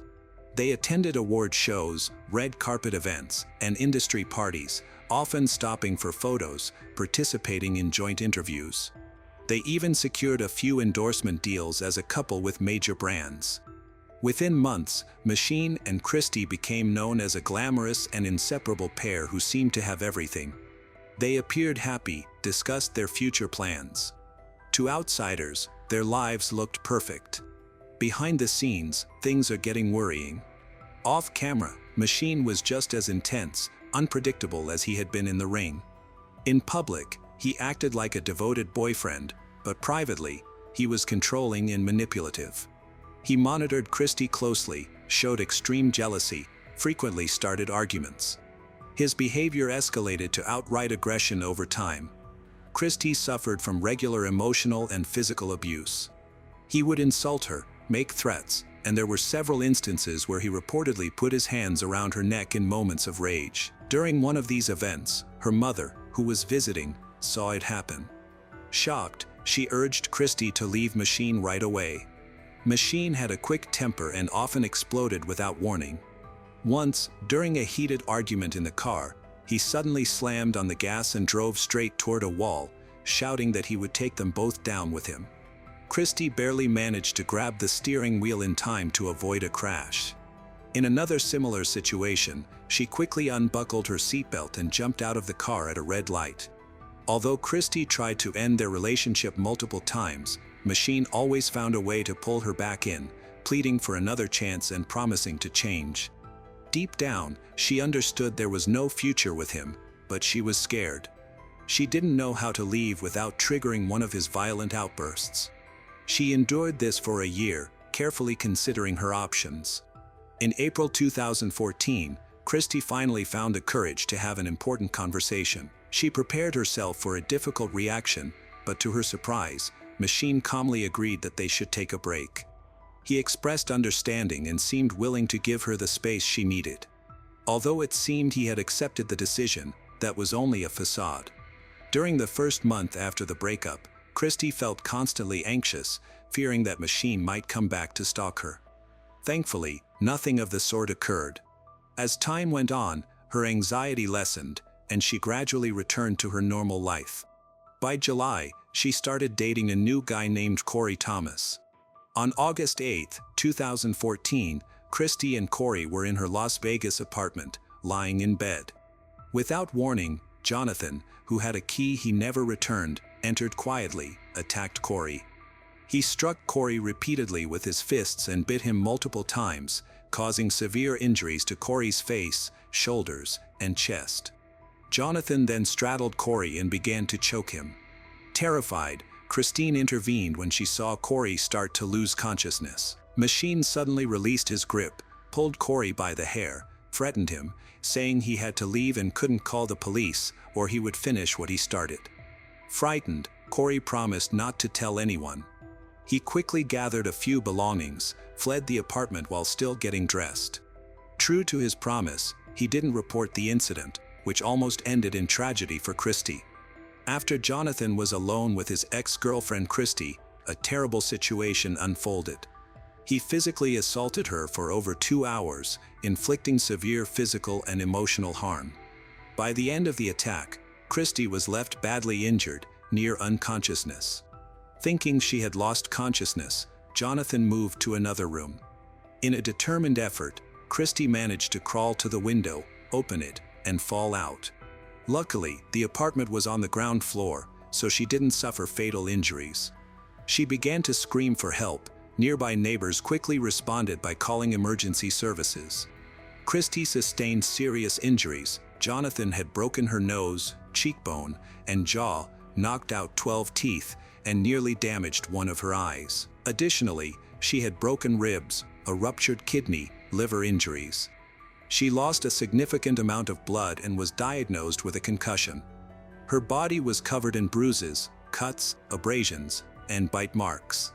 Despite these severe injuries and blood loss, doctors managed to stabilize Christie's condition. Jonathan had already vanished. His location stayed unknown for a week until August 15th, when he began posting on social media to share his perspective and portray himself as the victim. Authorities were able to trace his phone signal, quickly found and arrested him. Notably, Corey called the police 3 hours after the attack, during which Christy was already hospitalized.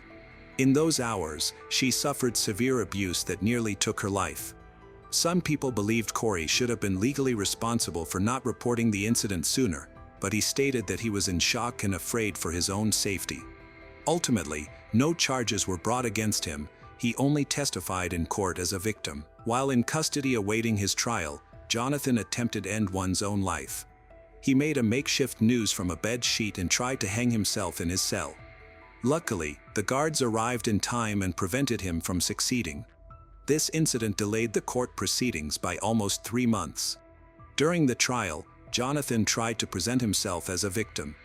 He argued that his partner had betrayed him, claiming that this betrayal led to his emotional outburst. His defense attorney spoke extensively about Jonathan's difficult childhood and personal struggles, hoping to gain the court's sympathy for a lighter sentence. In March 2017, Jonathan was convicted of 29 felony counts of abuse, kidnapping, domestic violence, and other crimes after assaulting and beating his ex-girlfriend, Christy Mack, and her then-boyfriend Corey Thomas. In June 2017, he was sentenced to life in prison with the possibility of parole after 36 years. Jonathan Paul Copenhaver, known as War Machine, fell from a charismatic MMA star and reality TV figure to a convicted felon, his legacy tarnished by violence in Las Vegas. His 2014 assault on Christy Mack and Corey Thomas left them with severe physical and enduring trauma. Convicted in 2017 of 29 felonies, including kidnapping and sexual assault, he was sentenced to 36 years to life, with no parole possible before 2053, Web 0, Web 7. This case underscores the catastrophic cost of uncontrolled rage, reminding us that justice, though served, cannot undo the pain inflicted on survivors striving to reclaim their lives. Timothy Wiltsey was born on August 6, 1985. His family called him Timmy. By 1991, when he was 5 years old, he lived with his mother, Michelle Ludzinski, in the small town of South Amboy, New Jersey. On Memorial Day weekend, which also marked the end of the school year, Timothy and Michelle went to a carnival at an amusement park in the nearby town of Sayreville. On May 25, 1991, Michelle's 14-year-old niece, Jennifer Blair Dilcher, and her mother came to visit. However, their plans changed, and they could not go to the carnival together. Michelle and Timothy arrived at the park around 7 p.m. Michelle bought several tickets for the rides, and then they walked over to a soda machine. While she turned away for a few minutes to pay for the drinks, Timothy disappeared. Jennifer was supposed to be picked up by her mother's friend, who was her babysitter. They arrived 15 minutes late and found Michelle frantically looking for her son. As soon as she saw Jennifer and the nanny, Michelle explained that she had been momentarily distracted. Now her son was missing. The group decided to split up and search for him. Jennifer and her nanny quickly found a police officer in the park and asked for assistance.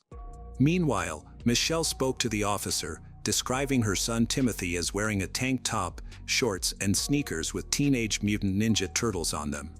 She filed a report about Timothy's disappearance, prompting the officer to start searching the park. The celebration was paused, and the area was cordoned off for a thorough investigation. That evening, the search area widened to include nearby forests and beyond. Finding Timothy quickly was proving difficult. Sadly, there were no surveillance cameras in the area at the time. The following day, multiple search teams were sent out. The local authorities provided a helicopter and a team of divers to check 2 nearby ponds. Hundreds of volunteers joined the search and rescue efforts, covering a large area.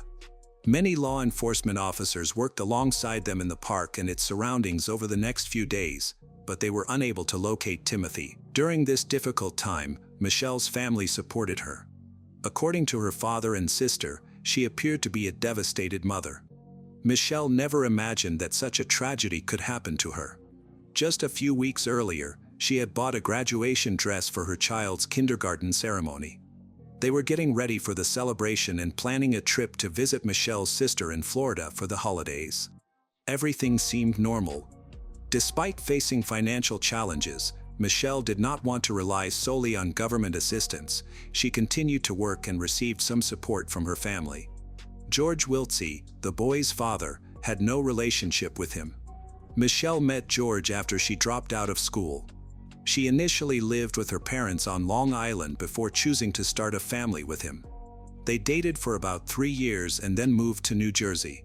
While in New Jersey, Michelle became pregnant and gave birth to Timothy in 1985, with George being 18 and Michelle 17 at the time. They decided to expand their family, but eventually moved to George's home state of Iowa. Unfortunately, they struggled to create a stable life together. 6 months after the move, Michelle returned to New Jersey, first living with her sister and her husband.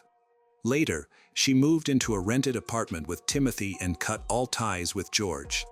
Michelle didn't reveal why she and George broke up, but she prevented him from seeing their son afterward.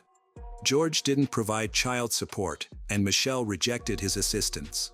She even sent back all the items he mailed for their son.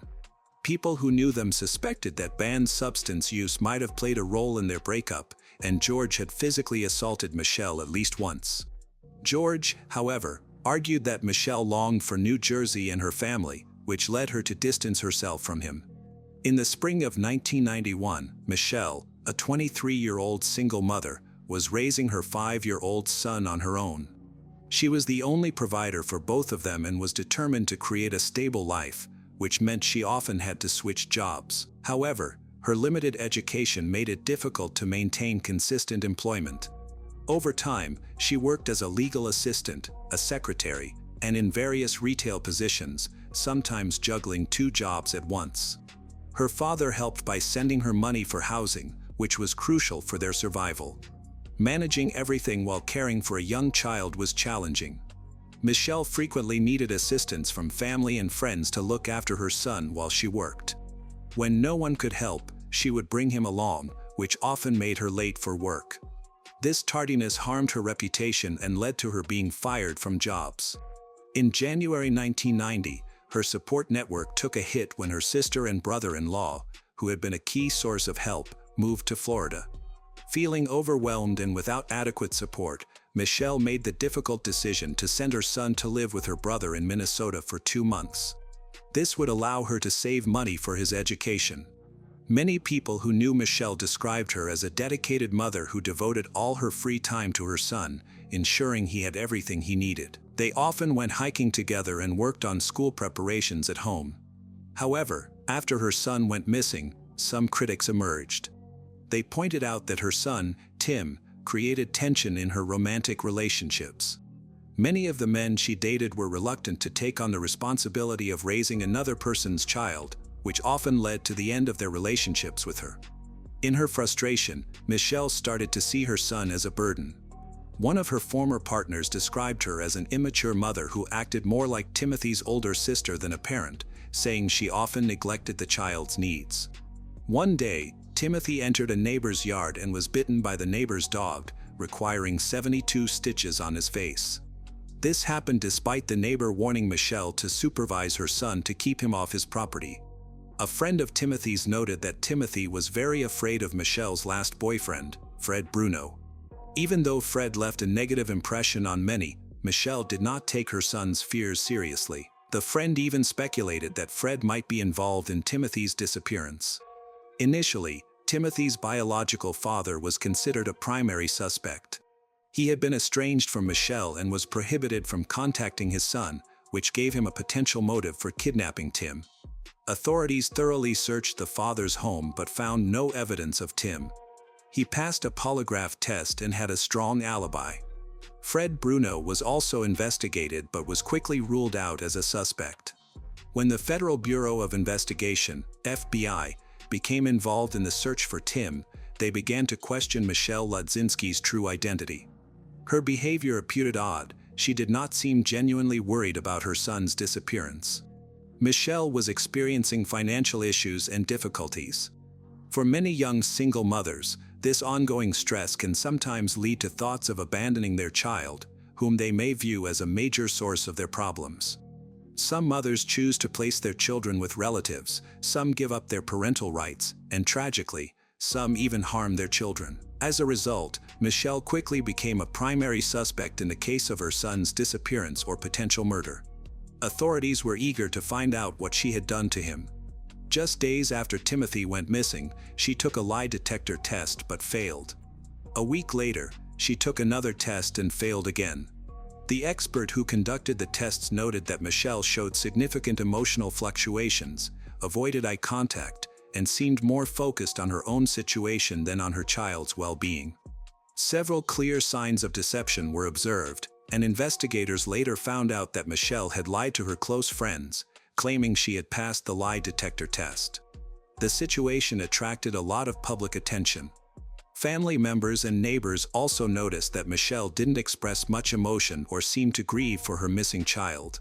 During a press conference where she announced her son's disappearance and asked for help, many people felt she seemed too calm, speaking in a flat tone that resembled reading from a script. This observation increased suspicion.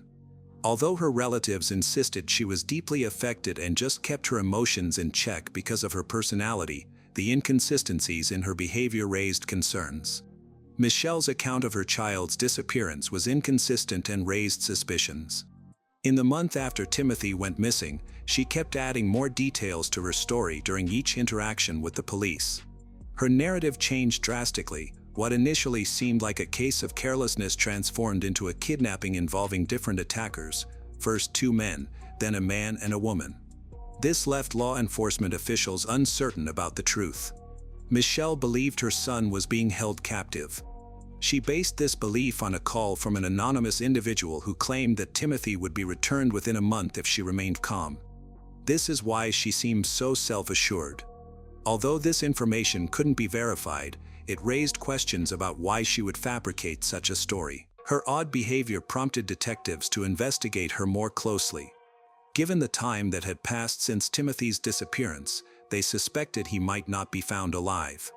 Investigators checked if Michelle had received any large money transfers related to a potential sale of her son, but found no significant transactions, and her financial situation had not changed. They searched her home and car, initially suspecting that she might have harmed her son, but found no blood evidence. They went further and used luminol to detect any hidden blood stains, but again found nothing. However, Michelle's history of dishonesty led detectives and even her friends to doubt her credibility. One friend agreed to have her card tapped to try to extract a confession, but this attempt failed. Over the next 11 months, no damaging recordings or admissions were made, yet Michelle continued to offer inconsistent accounts of events. 3 extensive interviews were conducted, but aside from providing conflicting information, she did not give any new leads. Michelle struggled to understand why the detectives were so focused on her and remained convinced that her son was alive and would come back. In October 1991, an important discovery was made. A school teacher walking in the industrial area near the Raritan River found a sneaker that had a picture of the Teenage Mutant Ninja Turtles on it. It was known that Timothy loved these characters. A passerby, who had seen news reports about Timothy's disappearance, remembered that just before he went missing, Michelle had bought him similar shoes. Believing there might be a connection, the passerby contacted law enforcement for further investigation. When the sneaker was first shown to Michelle, she denied it was the same shoe she had bought for her son and listed several identifying features. However, she later hesitated and suggested that the shoe could possibly belong to Tim. This change in her story raised suspicion. The police continued their investigation and found that Michelle had previously worked at the industrial complex close to where a sneaker were discovered, coinciding with the time when Timothy went missing. Notably, she had not mentioned this to the detectives. Colleagues reported that her behavior changed after Timothy's disappearance. She frequently took walks by the stream bank, her workplace, during lunch breaks without providing any explanation. After the first sneaker was found, concerning rumors began to spread, which led FBI agents to investigate the area more thoroughly. During a search along the stream bank, investigators found a skull and 10 other bones in and around a truck tire that had been dredged from the bottom of Red Root Creek. These were located near pieces of the boy's clothing, a pillowcase, a Ninja Turtles balloon, and a blue and white blanket that were buried in an embankment 6.1 meters from the creek bed where the bones were discovered. Law enforcement agencies received these remains on April 23, 1992. Strikingly, Michelle showed no emotional response when informed about this discovery. Fibers and hair taken from the blanket were analyzed, but they did not match Michelle's hair, Timothy's, or anyone from her family. The child's body was also examined closely, and dental records confirmed that the skull belonged to Tim. However, due to the missing skeletal bones and the complete decomposition of soft tissue, the medical examiner could not determine the cause of the child's death. By this time, Michelle had begun a new chapter in her life, moving to a neighboring state as if nothing had happened. At that point, there was no evidence linking her to the alleged murder, and the investigation went cold. However, more strange events involving her were yet to unfold. In January 1994, Michelle found herself back in the news. She made national headlines by sharing a terrifying story about how 2 federal agents kidnapped her outside her home. They threatened her with a gun, forced her into a car, and drove her to Detroit, where they eventually let her go. She managed to find her way back home on her own. Michelle reached out to the Federal Bureau of Investigation, reporting that 2 men had called her multiple times, threatening her while pretending to be agents. They insisted that she cooperate and confess to Timothy's murder. Despite their pressure, Michelle maintained her innocence, which she claimed resulted in her kidnapping. Her story captured national attention, shocking the public. Opinions were sharply divided. Some people were furious and called for the authorities to stop harassing her, while others supported the agents' unorthodox methods to extract a confession from a woman they suspected of killing her son. When she returned from Detroit, a note appeared on her door that read, "It's not over." It was thought that she had placed this note herself to support her fabricated kidnapping narrative. Michelle admitted to faking her own kidnapping by taking a bus to Detroit but refused to discuss her conflicting accounts of Timmy's disappearance any further. In March 1995, she was sentenced to 6 months of house arrest and 3 years of probation for the FBI hoax. The Sayreville police believed she staged the kidnapping to avoid being implicated in an investigation of her boyfriend, a police officer from neighboring Union County, who had been accused of improperly checking the license plates of cars that Michelle claimed were following her. In May, the police department decided not to take any action against him in relation to the charges. In 1997, while pregnant with her second child, Michelle pleaded guilty to stealing a computer from a former employer to give to her police officer boyfriend as a Christmas present. Upon receiving the computer, he realized it had been stolen and reported it. She was subsequently sentenced to house arrest for 4 months and was also placed on probation for an additional 3 years. Meanwhile, Timothy's case remained unsolved and had reached a dead end, with even FBI agents unable to make progress. The technology available in the 1990s did not permit a detailed analysis of the evidence needed to obtain physical proof against Timothy's biological mother. Shortly after her sentence was handed down in 1998, Michelle moved to Florida, and in 1999, she relocated to Apple Valley, Minnesota, a suburb of Minneapolis, where she married in 2001 and started a new family. Timothy was not forgotten. In the early 2010s, the case file and evidence were still stored as they were, and the district attorney's office did little more than follow up on occasional tips. After a tip around the 20th anniversary of Timothy Wiltsey's disappearance, which had nothing to do with the case, Scott Crocco, an investigator with the office, decided it was time to revisit the investigation and see if there was anything that could help solve the case. He focused on the blanket. Investigators reasoned that the boy would not have carried a large blanket through the carnival on the humid 90 degrees Fahrenheit day he went missing.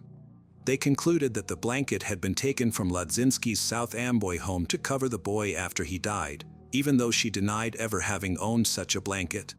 Detectives believe that the blanket should have been recognized by people who had interacted with Michelle before her child's murder and then reconnected with her relatives and friends afterward. Several witnesses, including former co-workers, reported seeing Michelle using the blanket. In the early 2000s, Michelle lived in Minnesota with her new husband and their son. After their marriage ended in 2003, Michelle moved to Florida while pregnant with her third child. In Florida, she gave birth, purchased a home, settled in with her 2 children, and worked as a paralegal at a law firm. She kept photos of her firstborn son, who had passed away, to honor his memory and ensured her children knew he had existed. The investigation into his death is ongoing. Krakow interviewed Jennifer Blair Dilcher, the niece who met Michelle at the carnival shortly after Michelle said she couldn't find her son. In the years that followed, Jennifer, who had initially supported her aunt, married and had 2 children of her own, but also became addicted to banned substance. She went to Florida for rehab, leaving the children with Michelle during that time. While Jennifer was in the program, Michelle and Jennifer's mother decided that Jennifer's condition was serious enough that they could not return the children after she completed the program, so they placed them with Jennifer's mother-in-law, whom Jennifer greatly disliked. It took Jennifer some time to regain custody of the children, and she considered Michelle's decision a betrayal. At Krakow's behest, Jennifer began contacting her aunt on Facebook about the case, hoping that Michelle might confess or make some incriminating statement. After being unsuccessful, Krakow showed Jennifer blankets, pillowcases, and a red jacket. She immediately told him that the blanket had been in Michelle's apartment and that Timothy had wrapped himself in it during her babysitting sessions. 2 other women who helped care for Timothy also recognized the blanket. This evidence established a crucial connection. It became evident that the blanket couldn't have been mistakenly left near the body, suggesting that Michelle had intentionally brought it to the industrial complex, thinking the body would remain undiscovered there. On August 6, 2014, what would have been Timmy's 29th birthday, following a sealed grand jury indictment, Michelle Ladzinski was arrested in Florida and charged with his son's murder. Prosecutors believed they had sufficient evidence to secure a conviction for first-degree murder. The hearings drew a crowd of concerned individuals, and opinions were mixed. The trial was difficult and stretched from March to May 2016. The only new evidence presented was the testimony of several witnesses stating that the blanket found near the boy belonged to his mother. Jennifer testified at her aunt's trial, claiming she saw the blanket in Michelle's home and believed in Michelle's guilt. However, several witnesses said they had never seen the blanket in Michelle's home, and there were no photographs showing it with her and the boy. Fibers and hairs taken from the blanket were re-examined, providing more detailed analyses than the microscopic tests done in 1991. Unfortunately, these results showed that none of the hairs belonged to Michelle or Tim. Additionally, the prosecution pointed to Michelle's strange behavior. Her inconsistent statements and her calmness when discussing Timothy seemed to suggest her involvement. However, the defense attorney effectively argued that this evidence was insufficient to label the defendant a murderer. The location where the remains were found was only a few hundred meters from the building where Michelle Ladzinski worked at that time. It was an inconspicuous area that almost no one visited. Michelle was aware of this and may have deliberately chosen this place to hide the body. The prosecutor was convinced that there was too much circumstantial evidence, all of which pointed to the boy's mother. However, Michelle's lawyer argued that from May 25, 1991 to April 1992, when the body was discovered, several major storms had occurred. Independent experts confirmed that the Red Root stream, near which the skull and belongings were found, had overflowed its banks. It was located not far from the amusement park where Timothy disappeared, so the water could have carried evidence to that location. This was indirectly supported by the fact that many fragments of the boy's skeleton were never found. The prosecutor's approach had evolved since the investigation in the 1990s. They argued that Timothy had never gone to the amusement park, he had actually been missing long before then. A new theory was presented to the jury. Michelle had gone to the park alone after disposing of her son and had asked relatives to pretend an abduction had occurred. Meanwhile, Michelle's testimony kept changing. The defense attorney provided an explanation for Michelle's unusual behavior. An independent psychiatric evaluation revealed that she has antisocial personality disorder, which may have contributed to her confusing and inconsistent stories. The lawyer noted that the disorder became particularly evident in 1991, right after her son went missing. This was used to explain her strange actions, which were seen as responses to extreme stress and trauma. The evaluation confirmed the diagnosis, with evidence suggesting troubling behaviors. Consequently, the lawyer argued that Michelle's dishonest claims, including her stories about kidnapping, were a result of her illness. At trial, the prosecution argued that Michelle had murdered her son. They claimed that due to giving birth at a very young age, she faced ongoing financial and emotional challenges. Timothy had grown up during a particularly tough time in Michelle's life. Timothy did not have a relationship with his father, George. Michelle kept George from having contact with him and consistently turned down any offers of assistance. With no support system, she struggled to improve her circumstances, and her relationships with men were unsuccessful, which further complicated her situation. The Lodzinski family was divided during the hearings. Michelle's father and sister believed she was a good mother, while her brother and niece, Jennifer, suggested she may have been involved in Timothy's death. Michelle's defense also presented testimony from an Arizona man who claimed that a former inmate from Georgia had confessed to him that he had abused and killed a young boy somewhere near Atlanta. The testimony did not provide any evidence that the man was in the Sayreville area at the time of Timothy Wiltsey's disappearance, and the man himself denied this on the stand.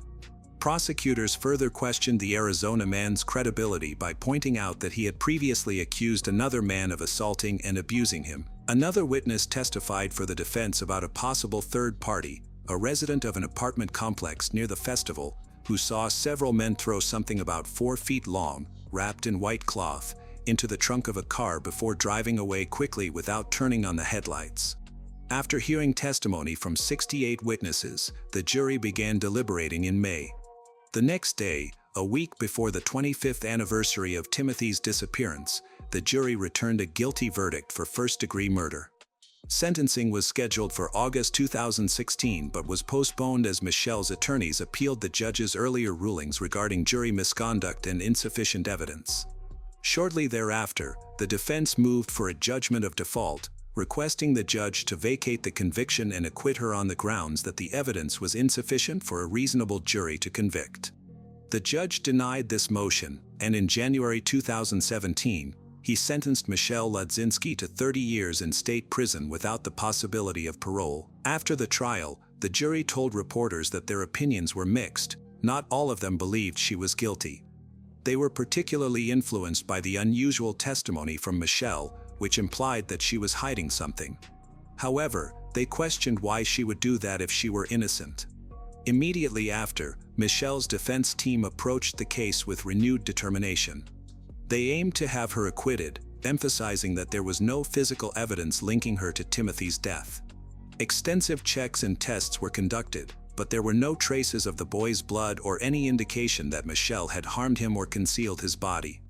After their appeal was denied, the lawyer escalated the case to the Supreme Court, highlighting the uncertainty surrounding Timothy's cause of death. He proposed that Timothy might have simply run away from the park and died from natural causes, insisting that no one had killed him. Additionally, he pointed out that several legal standards required for a murder charge and conviction had not been met. The Chief Justice recused himself from the case, and with the remaining justices unable to reach a consensus, the guilty verdict was upheld. The defense attorney, undeterred, after the 2016 conviction, Michelle's defense team appealed, escalating the case to the New Jersey Supreme Court, where Chief Justice Stuart Rabner recused himself. On December 28, 2021, the court vacated the conviction by a 4-3 decision, citing insufficient evidence to prove murder beyond a reasonable doubt. Michelle Lodzinski was released from Edna Mahan Correctional Facility that day, having served over 7 years. Double jeopardy prevented a retrial. She reunited with her family in Florida, where she had previously relocated. Despite the legal outcome, her brother and others, including George Wiltsey, continued to suspect her involvement, though no new evidence has emerged to reopen the case. After her release, Michelle's brother, who had testified against her during the trial, stated that the jury was correct in convicting her of murder. He argued that the lawyer did not rectify a significant wrong, but instead took away justice for little Tim. However, under state law, Michelle cannot be tried again for this case, even if new evidence arises in the future. The boy's biological father, George, still suspects that Michelle was involved in their son's death. He questions whether she committed the act herself or if she knows who did. Many of Michelle's family members also believe she is guilty, citing her strange behavior, inconsistent statements during interrogations, and the FBI's mishandling of the kidnapping.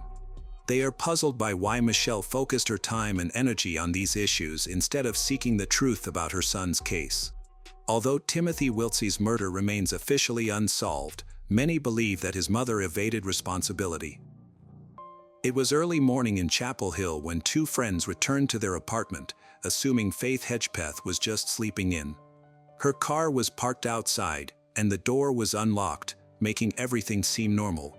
However, as they entered her room, they were shocked by what they found.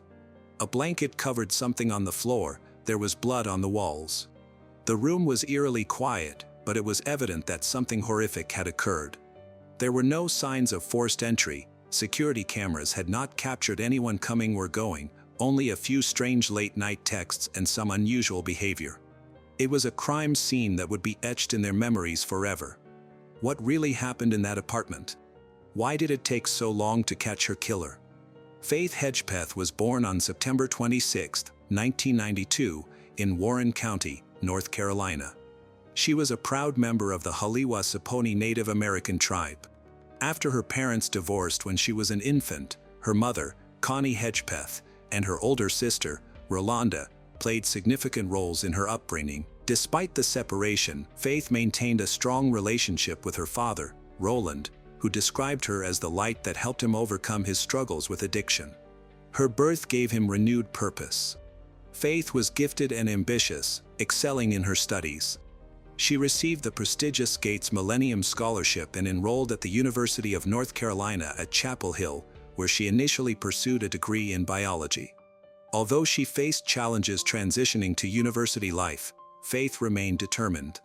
She switched her major, worked 2 jobs, and stayed focused on her goal to be the first in her family to graduate from college. She aspired to become either a pediatrician or a teacher, reflecting her compassionate nature.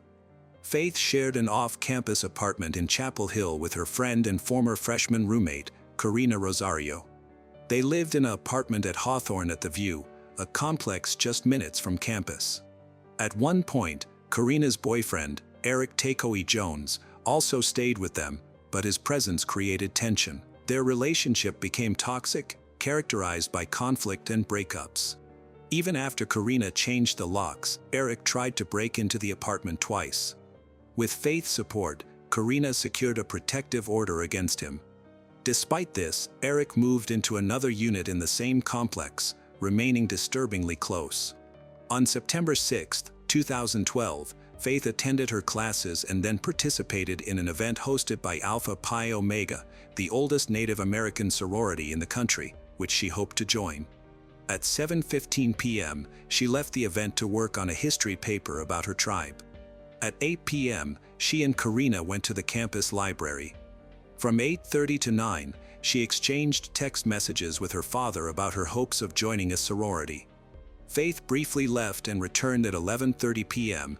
They headed back to their apartment around midnight. Shortly after, they decided to go to The Thrill, a nightclub that allows entry for people under 21. Security footage showed them entering The Thrill at 12:40 a.m. They danced for over an hour before Karina began to feel unwell from drinking. They were recorded leaving at 2:06 a.m., with Faith driving them home. Upon returning to their apartment, Karina reportedly got sick and went to bed.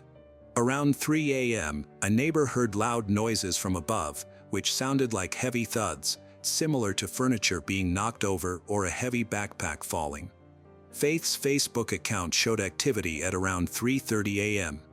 Just 10 minutes later, a text message from Faith's phone was sent to Brandon Edwards, one of Karina's ex-boyfriends. The message said, "Hey B, can you come over here, please? Rosario needs you more. You know, please let her know you care." Brandon replied the next afternoon at 4:16 a.m., asking who had messaged him, but by then, it was too late for a response. No reply ever came. While these messages were sent, Karina's phone also displayed outgoing calls to Brandon. At 3:52 a.m., Karina called Jordan McCrary, a UNC-CH soccer player she knew. At 4:25 a.m., Karina left the apartment and got into McCrary's car. She left the apartment door unlocked because she thought Faith was asleep. The following morning, around 10:30 a.m., Karina tried to contact Faith for a ride back but received no response. So, she reached out to their mutual friend Marisol Rangel, who came to pick her up. They arrived at the apartment just before 11 a.m. and assumed Faith had just slept in. Once inside, they called her name but got no reply. What they discovered in the bedroom was shocking. Faith's body was found partially undressed and covered with a blanket, positioned against the bed. Her shirt had been pulled up over her head, and there were signs of a brutal attack, with blood splattered on the walls, floor, and furniture. A used tampon was also found near her body. There were no signs of forced entry, and unfortunately, no security cameras recorded any activity in or out of the apartment that night. Karina was the one who called 911. When the authorities arrived at the apartment, Faith's death was confirmed at the scene. The crime was extremely brutal. Faith had been violently attacked. In the following days and months after the murder of 19-year-old Faith Hedgepeth, investigators uncovered unsettling details that painted a chilling picture but still raised many questions. One key finding was the presence of semen on Faith's body. DNA testing showed that it matched genetic material found in the bedroom. Although physical evidence suggested a possible abuse assault, the autopsy revealed no significant trauma to the genital area. Nevertheless, the Chapel Hill police leaned toward the belief that Faith had likely been abused, a conclusion supported by her family. An autopsy determined that Hedgepeth died from blunt force trauma to the head, likely caused by being struck by an empty rum bottle in the apartment. The Bacardi rum bottle found at the crime scene became crucial evidence. It contained tissue fragments and DNA, leading investigators to suspect it might have been the murder weapon. Next to Faith's body was a fast food bag from Time Out with a handwritten message, "I'm not stupid," and "jealous." Interestingly, despite the room being covered in blood, the note remained clean. This implies that the killer either wrote it after the attack, taking the time to clean themselves, or placed it there carefully to hide their identity. Handwriting expert Peggy Walla analyzed the note and determined that it was written in a disguised manner, suggesting that the author intentionally altered their handwriting to avoid recognition. Faith's murder deeply affected the Chapel Hill community, where homicides are rare, averaging less than one per year. Police Chief Chris Blue stated that the investigation quickly became one of the largest homicide cases in North Carolina's history. However, updates were scarce for many months, making the search for answers painfully slow for Faith's family. Her mother, Connie, shared that they were not allowed to see Faith's body. Additionally, all information about her death was kept confidential by a court order, which was unusual for the Chapel Hill police. In December 2012, the FBI became involved in the investigation and created a psychological profile of the suspect. They believed that Faith's killer likely knew her and might have lived nearby. It was suspected that the individual took a special interest in the case, possibly discussing it often or showing unusual behavior afterward. By July 2014, after obtaining a court order, the Chapel Hill police released 300 pages of case documents. The autopsy report, which came out in September, confirmed what the family had suspected: Faith died from multiple blows to the head. Her body had numerous cuts and bruises, and blood was found under her fingernails, indicating she had fought for her life. Court documents revealed that during the initial investigation, only 2 apartments were searched, Faith's and one other in the same complex. Some sources claimed that the wooded area behind the apartment was never investigated. Additionally, reports suggested that no search dogs were used, and officers did not canvass the neighborhood to question other residents, which was surprising given the high-profile nature of the case. Faith's phone revealed a possible clue in her case. On the night she died, she called her friend, Marisol Rangel, 3 times, with one of the calls resulting in a voicemail that accidentally recorded while the phone was in her pocket. The message is hard to decipher, but those close to Faith believe it captured a moment of tension. Some think they can hear arguing or a struggle, while others perceive it as background noise from a nightclub. Faith's father, Roland, claims he can detect his daughter's distress in the recording. Journalist Tom Gasparoli became very interested in the case, starting a blog and podcast to help uncover the truth. He collaborated with forensic audio expert Arlo West, who analyzed the voicemail thoroughly. West, experienced in audio enhancement and forensic analysis, found that the recording contained 4 voices, 2 male and 2 female, suggested that the conversation was heated. The voicemail was timestamped at 1:23 a.m., just before Faith was seen leaving the club with her roommate. At 2:07 a.m. on September 7, 2012, surveillance cameras recorded Faith Hedgepath and her roommate leaving the Thrill nightclub. Everything appeared normal at that time. However, as the events of that night were examined, investigators and independent experts started to doubt the accuracy of the digital evidence. Arlo West raised concerns about the timestamp of a voicemail left from Faith's phone at 1:23 a.m., which seemed inconsistent with the nightclub footage. West noted that both Faith and her friend Marisol Rangel had phones that often had timestamp issues. He also pointed out that the local cell towers were unreliable, suggesting the message might have been recorded at a different time. Although the Chapel Hill police agreed to review the enhanced audio version, they maintained confidence in the original metadata, stating they did not believe the recording captured the moment of the murder. Much of the attention also focused on Karina's ex-boyfriend, Barrick, who was known to dislike Faith's influence on Karina and reportedly blamed her for their breakup. Police discovered concerning messages that Eric sent in the hours leading up to the murder. On September 6th, he texted a friend asking for forgiveness for something he was about to do. He also posted a similar message on Twitter. 3 days after Faith was killed, he shared a cryptic post on Facebook, stating, "Dear Lord, forgive me for all my sins and the ones I may commit today. Protect me from the girls who don't deserve me and those who wish me dead today." Investigators seized Eric's vehicle and searched his home, but they found no valuable evidence. His DNA did not match the sample found at the crime scene. Despite his cooperation, the police still considered him a person of interest, suspecting that he might know who was responsible, even if he was not directly involved. In 2015, police in Chapel Hill were hopeful that DNA evidence would eventually lead to an arrest in the case. Although they did not disclose the specific DNA details or its collection location, they maintained a positive outlook. At the same time, Faith's death caused significant fear and sorrow on campus. Memorial vigils were organized, including a traditional Native American ceremony to celebrate her life and spirit. Many students grieved for her, viewing her not just as a friend but as a cultural sister whose joy and compassion had positively impacted many. In 2016, a significant breakthrough renewed interest in the case. A laboratory in Virginia analyzed DNA from the crime scene and created a composite sketch of a potential suspect. This image was developed using forensic phenotyping, which can predict characteristics such as eye color, skin tone, face shape, and likely ancestry. The results suggested that the suspect might be of Native American descent with either European or Latino ancestry. While the sketch was not a definitive identification, it offered investigators and the public a possible face associated with the crime. Several people associated with Faith were investigated in connection with the ongoing case. One of them was a man who left the nightclub with Faith and Karina. He had arrived at the club earlier with 3 companions. All 4 were questioned and provided DNA samples, but none matched the DNA from the crime scene. Faith's father has been very vocal, insisting that Karina knows more than she has shared. Other people have also raised concerns about Karina's actions after Faith's body was found, regarding the 911 call she made.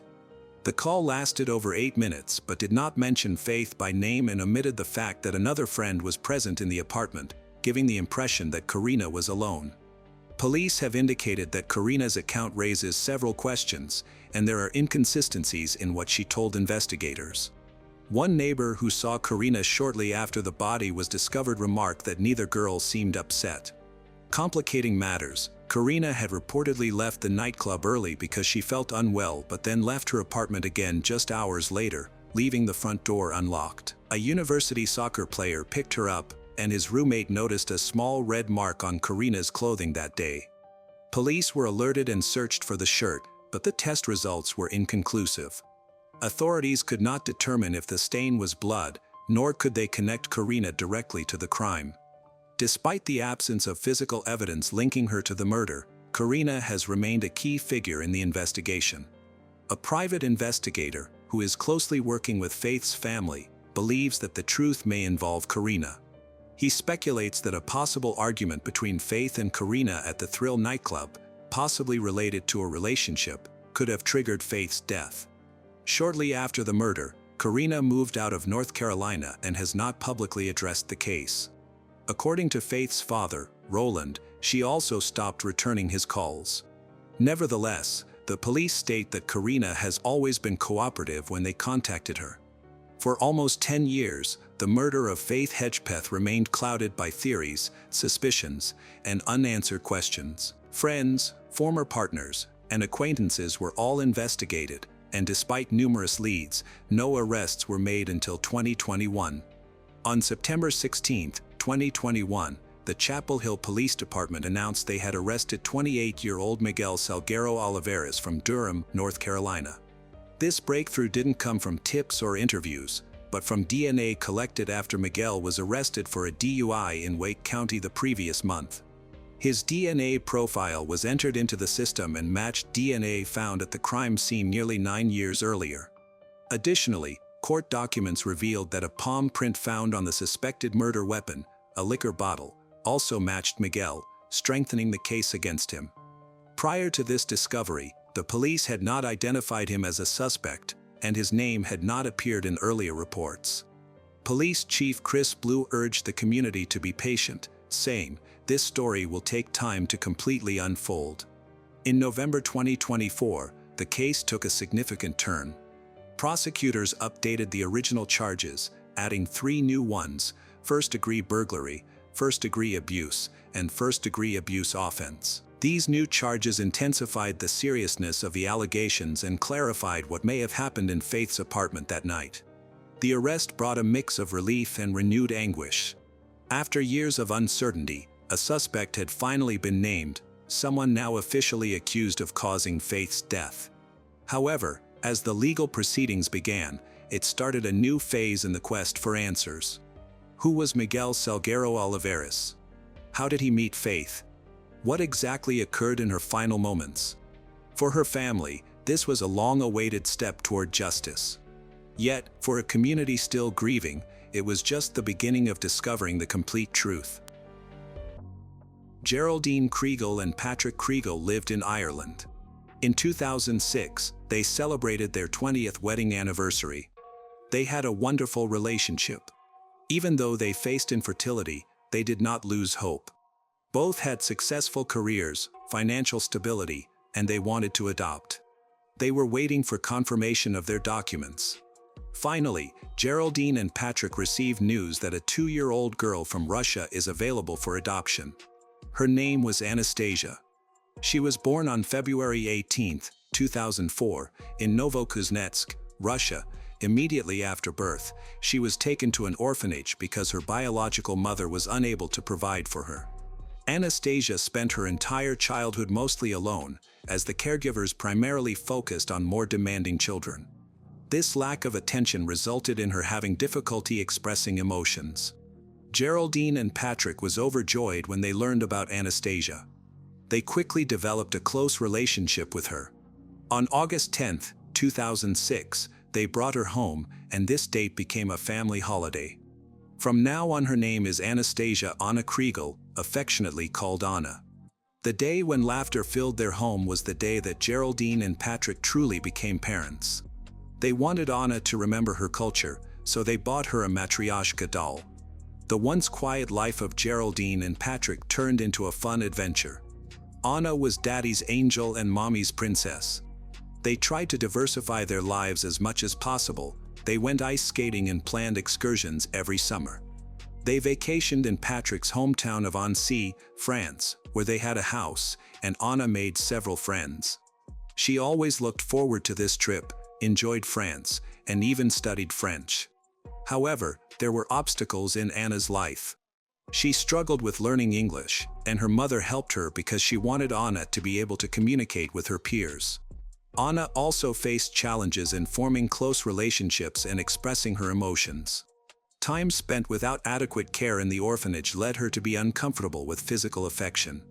Nonetheless, Geraldine and Patrick were able to help Anna overcome this emotional emptiness through their unconditional love, support.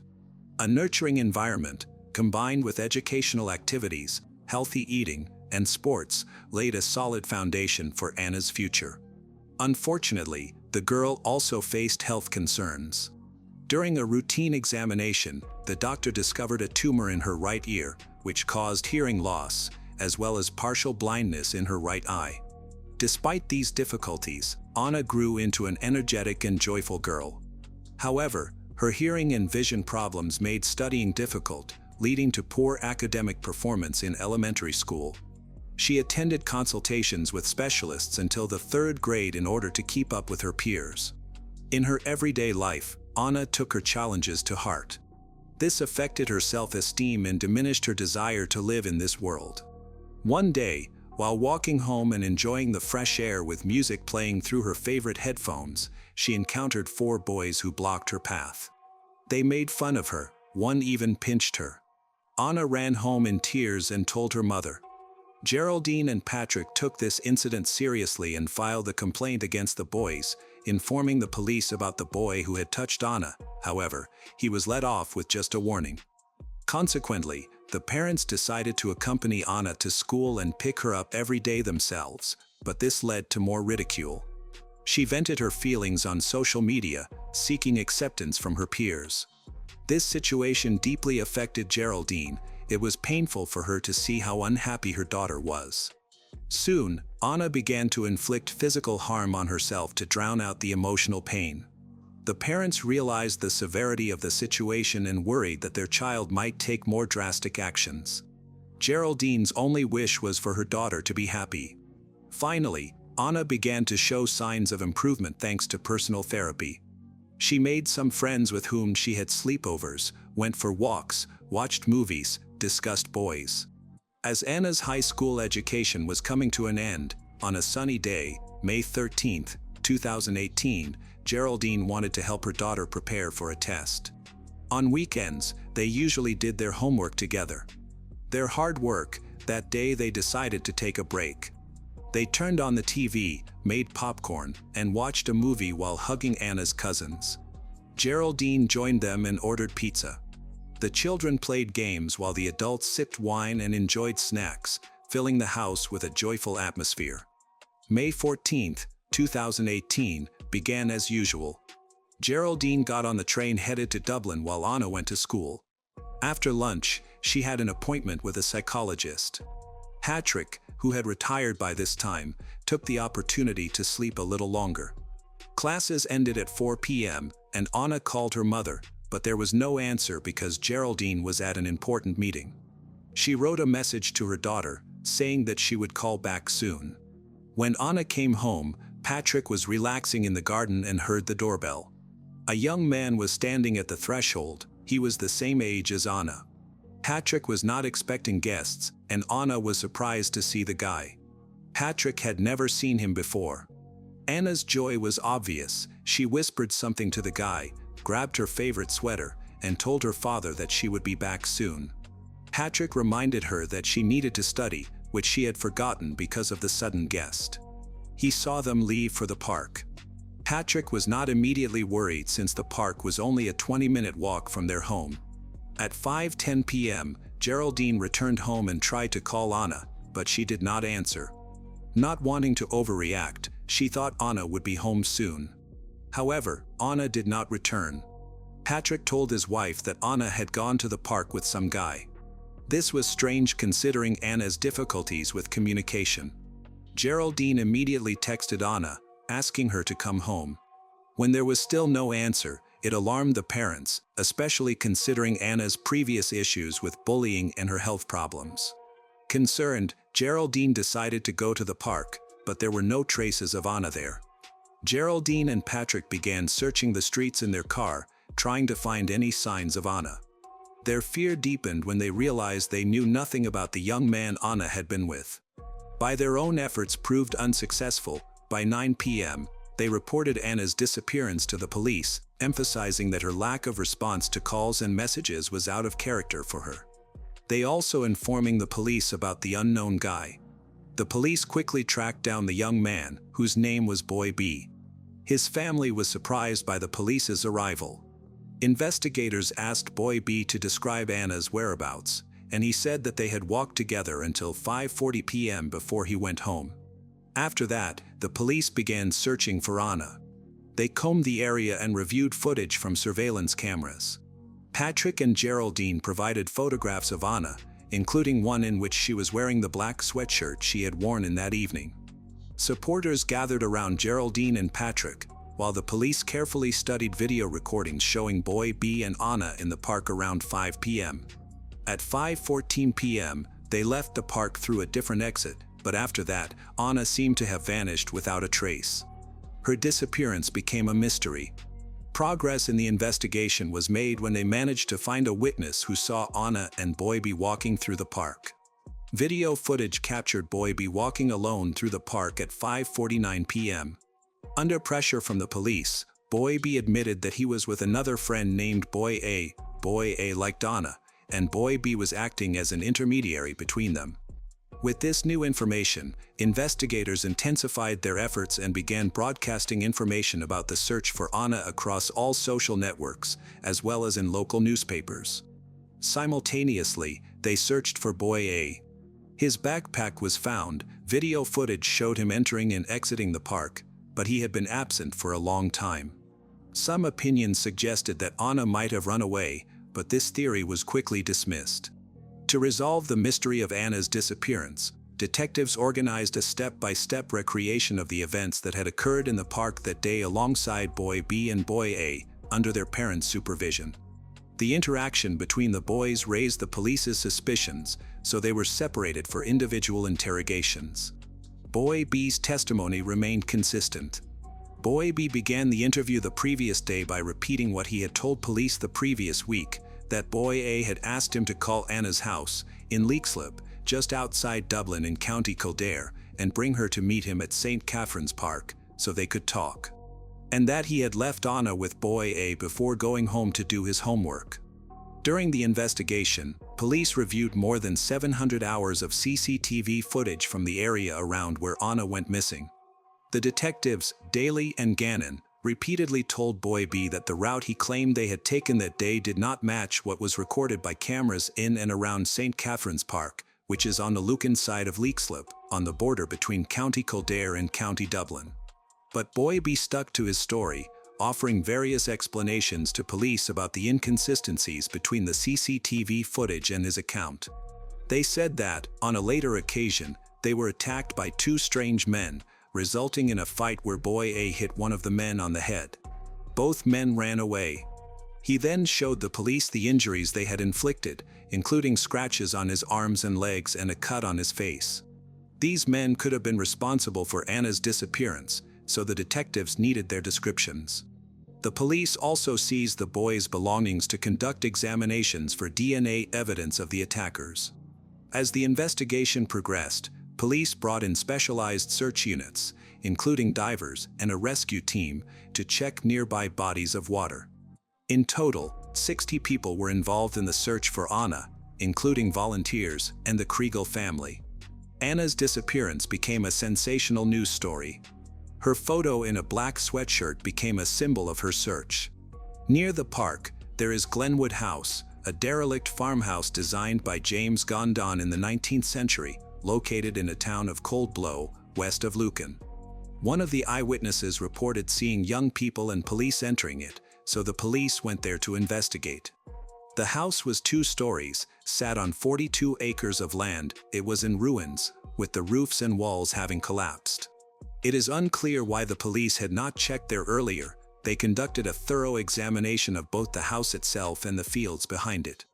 The search began in the park, where they meticulously searched every bush before gradually moving toward the abandoned house.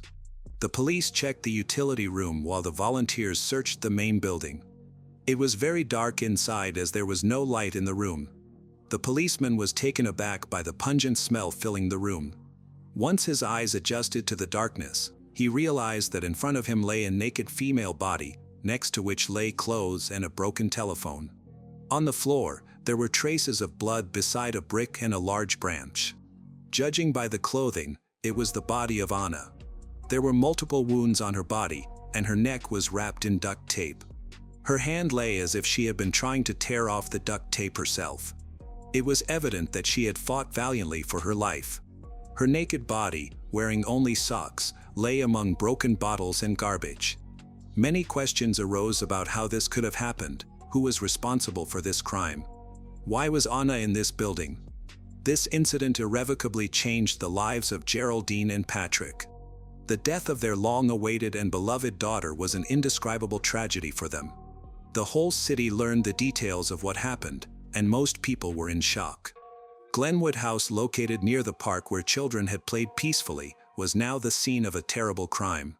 An autopsy revealed that Anna had sustained about a dozen wounds all over her body, including bruises and cuts, primarily on her head, face, and neck.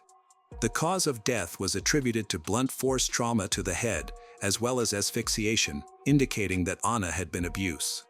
Based on the traces of semen found, it remains unclear whether she was conscious during the assault. Her death occurred between 5:25 and 5:54 p.m., just a few minutes after she left the park. At the entrance to the building, she was struck with a heavy stick that had nails sticking out of it before being hit with a brick. Blood on the walls and evidence suggested that the attacker dragged her body to the window, most likely to limit visibility for anyone outside. After collecting all the evidence, the police arrested two individuals. Boy B and Boy A, who were last seen with Anna, were suspected of the murder. In Boy A's backpack, a mask with the image of a zombie was found with traces of Anna's blood, along with gloves, shin guards, and knee pads. The semen found matched Boy A's DNA. Anna's blood was also located on his shoes and clothes. His mother believed he had been attacked and then washed his clothing. Boy A denied involvement in Anna's death despite the evidence found at the crime scene. No DNA was detected from Boy B, and there was no blood found on his belongings. During interrogation, Boy B admitted that he had seen Anna enter the abandoned house with Boy A but was unaware of his friend's intentions. Boy B wanted to approach the house but was frightened by screams at the entrance.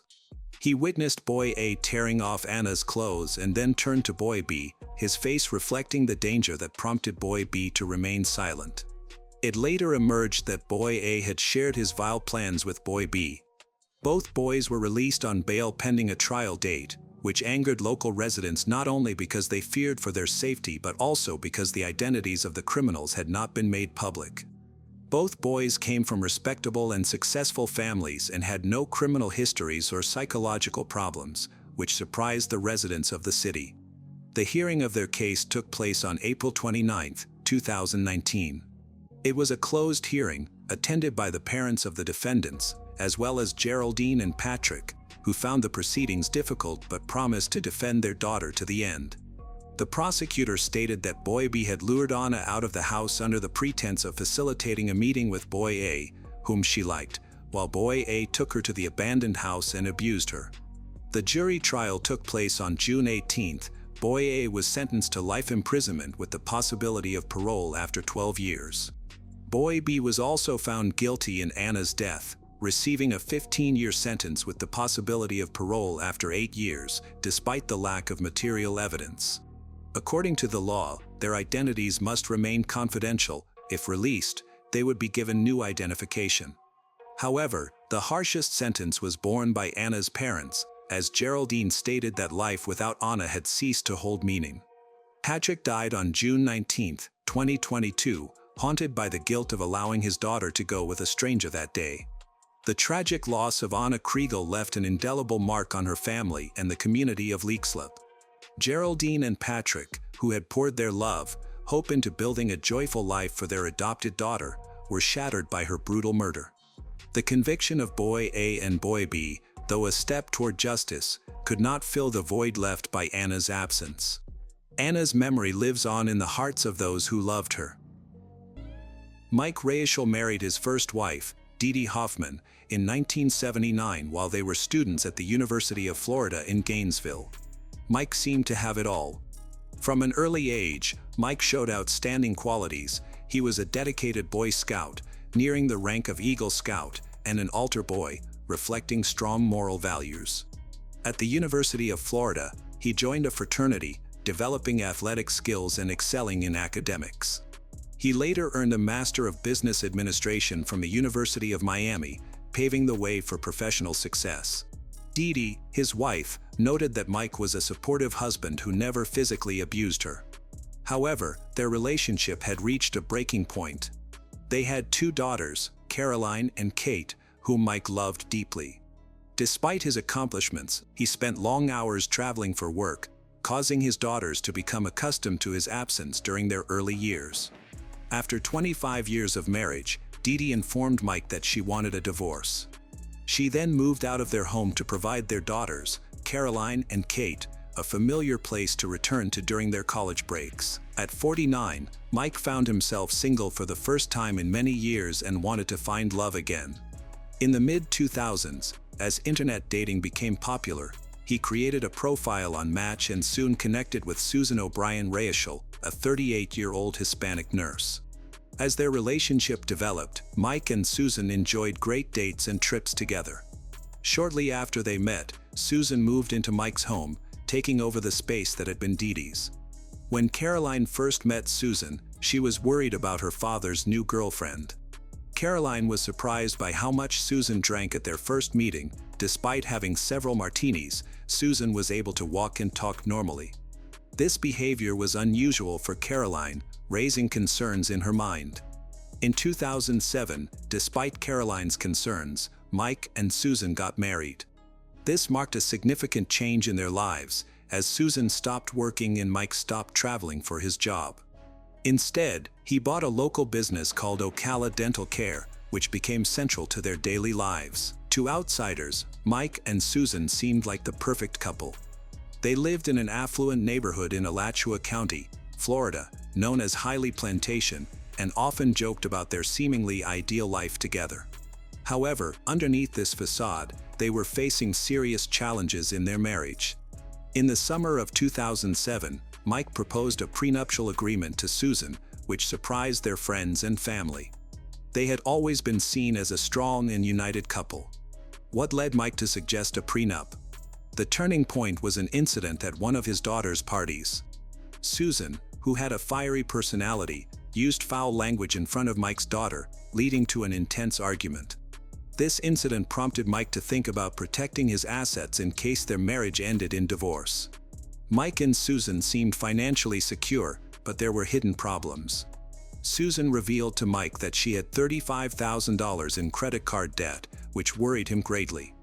One significant as Susan in their relationship was Susan's negative feelings toward Mike's daughters. Caroline mentioned that the only time she could talk to her father was when he was alone in his car.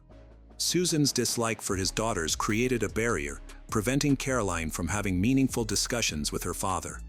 Even though Mike and Susan encountered challenges, their relationship appeared to improve, at least outwardly.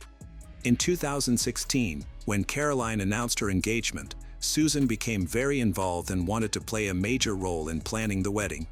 She insisted on hosting a bridal shower for Caroline, even though this is usually a responsibility of the bride's mother or sister. While organizing the shower, Susan intentionally left out Caroline's mother's friends from the guest list but made sure to invite her own family and friends. Although it was somewhat unusual for Susan to be so heavily involved, Caroline ultimately found the shower enjoyable, appreciating the effort Susan put in to make it fun and memorable. When Caroline was choosing her wedding dress, Susan went with her to the bridal boutique. They looked at various dresses together until Caroline found one she loved. Susan even used her credit card to pay for the $1,000 gown. In November 2017, Caroline married at Oheka Castle in Long Island, with 160 guests in attendance. The wedding was opulent and had the grandeur fit for royalty. Before Mike walked his daughter Caroline down the aisle, she noticed a strange mark on his face. When Caroline asked him about it, Mike dismissed her concerns, wanting to avoid upsetting her on such an important day. 3 weeks after the wedding, Mike revealed to Caroline that the mark had become a long white scar, which was the result of physical abuse by his wife, Susan. He shared that Susan had been arrested for domestic battery after she became violent while drunk.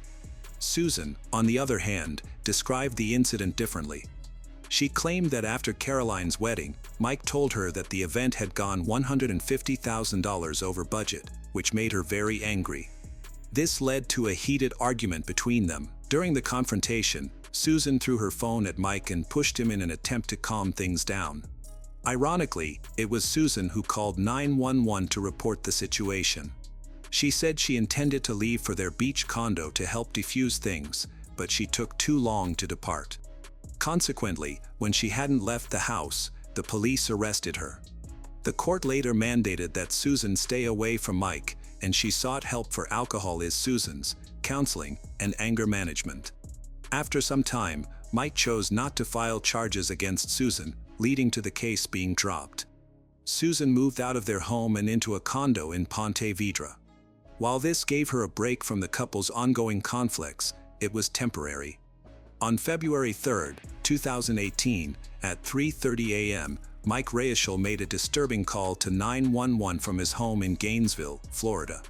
He told the dispatcher that someone had entered his house and that his wife, Susan, was bleeding heavily.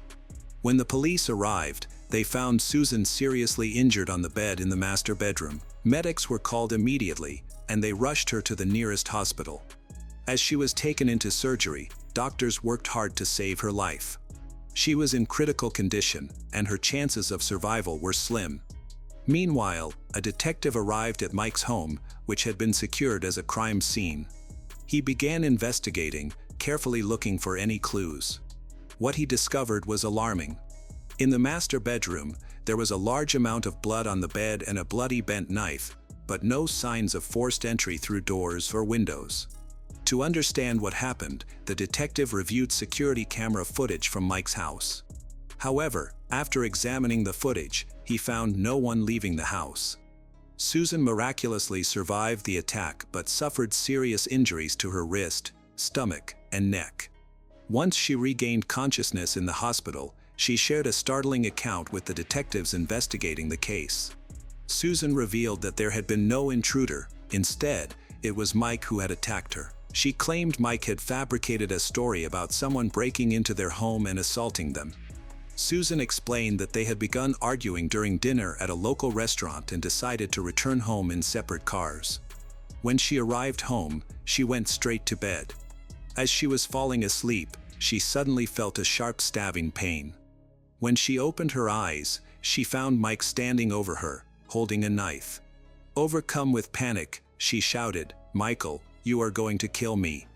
To her horror, Mike responded, "That's exactly what I want to do." Susan's cries for help went ignored as Mike continued to stab her, leaving her in extreme pain and covered in blood. For an hour, she lay in bed, bleeding heavily and terrified for her life. Mike told her that he wouldn't kill her if she agreed to claim that an intruder had broken into their home and attacked her. Desperate to survive, Susan reluctantly went along with his story. He then changed his clothes and called 911, pretending that a robbery had happened. Mike Reyeschel was arrested for the attempted murder of his wife, Susan. The news shocked many, including his ex-wife, Dee Dee, and his daughters. Dee Dee, who had divorced Mike years ago, found it hard to believe the allegations. She had never seen any signs of violence during their marriage and couldn't wrap her head around the accusation against her former husband. Similarly, Caroline and Kate were stunned by their father's arrest. They had always viewed Mike as a kind and generous man. The idea that he could hurt their stepmother was unimaginable. As events progressed, Mike faced more charges alongside the attempted murder charge. He was indicted for false imprisonment, obstruction, and tampering with evidence. These new charges made the situation more complex and serious. Because of Mike's wealth, the judge set a bond of $2.5 million for these additional charges, but no bond was allowed for the attempted murder charge due to its severe nature. Mike's arrest shocked the community.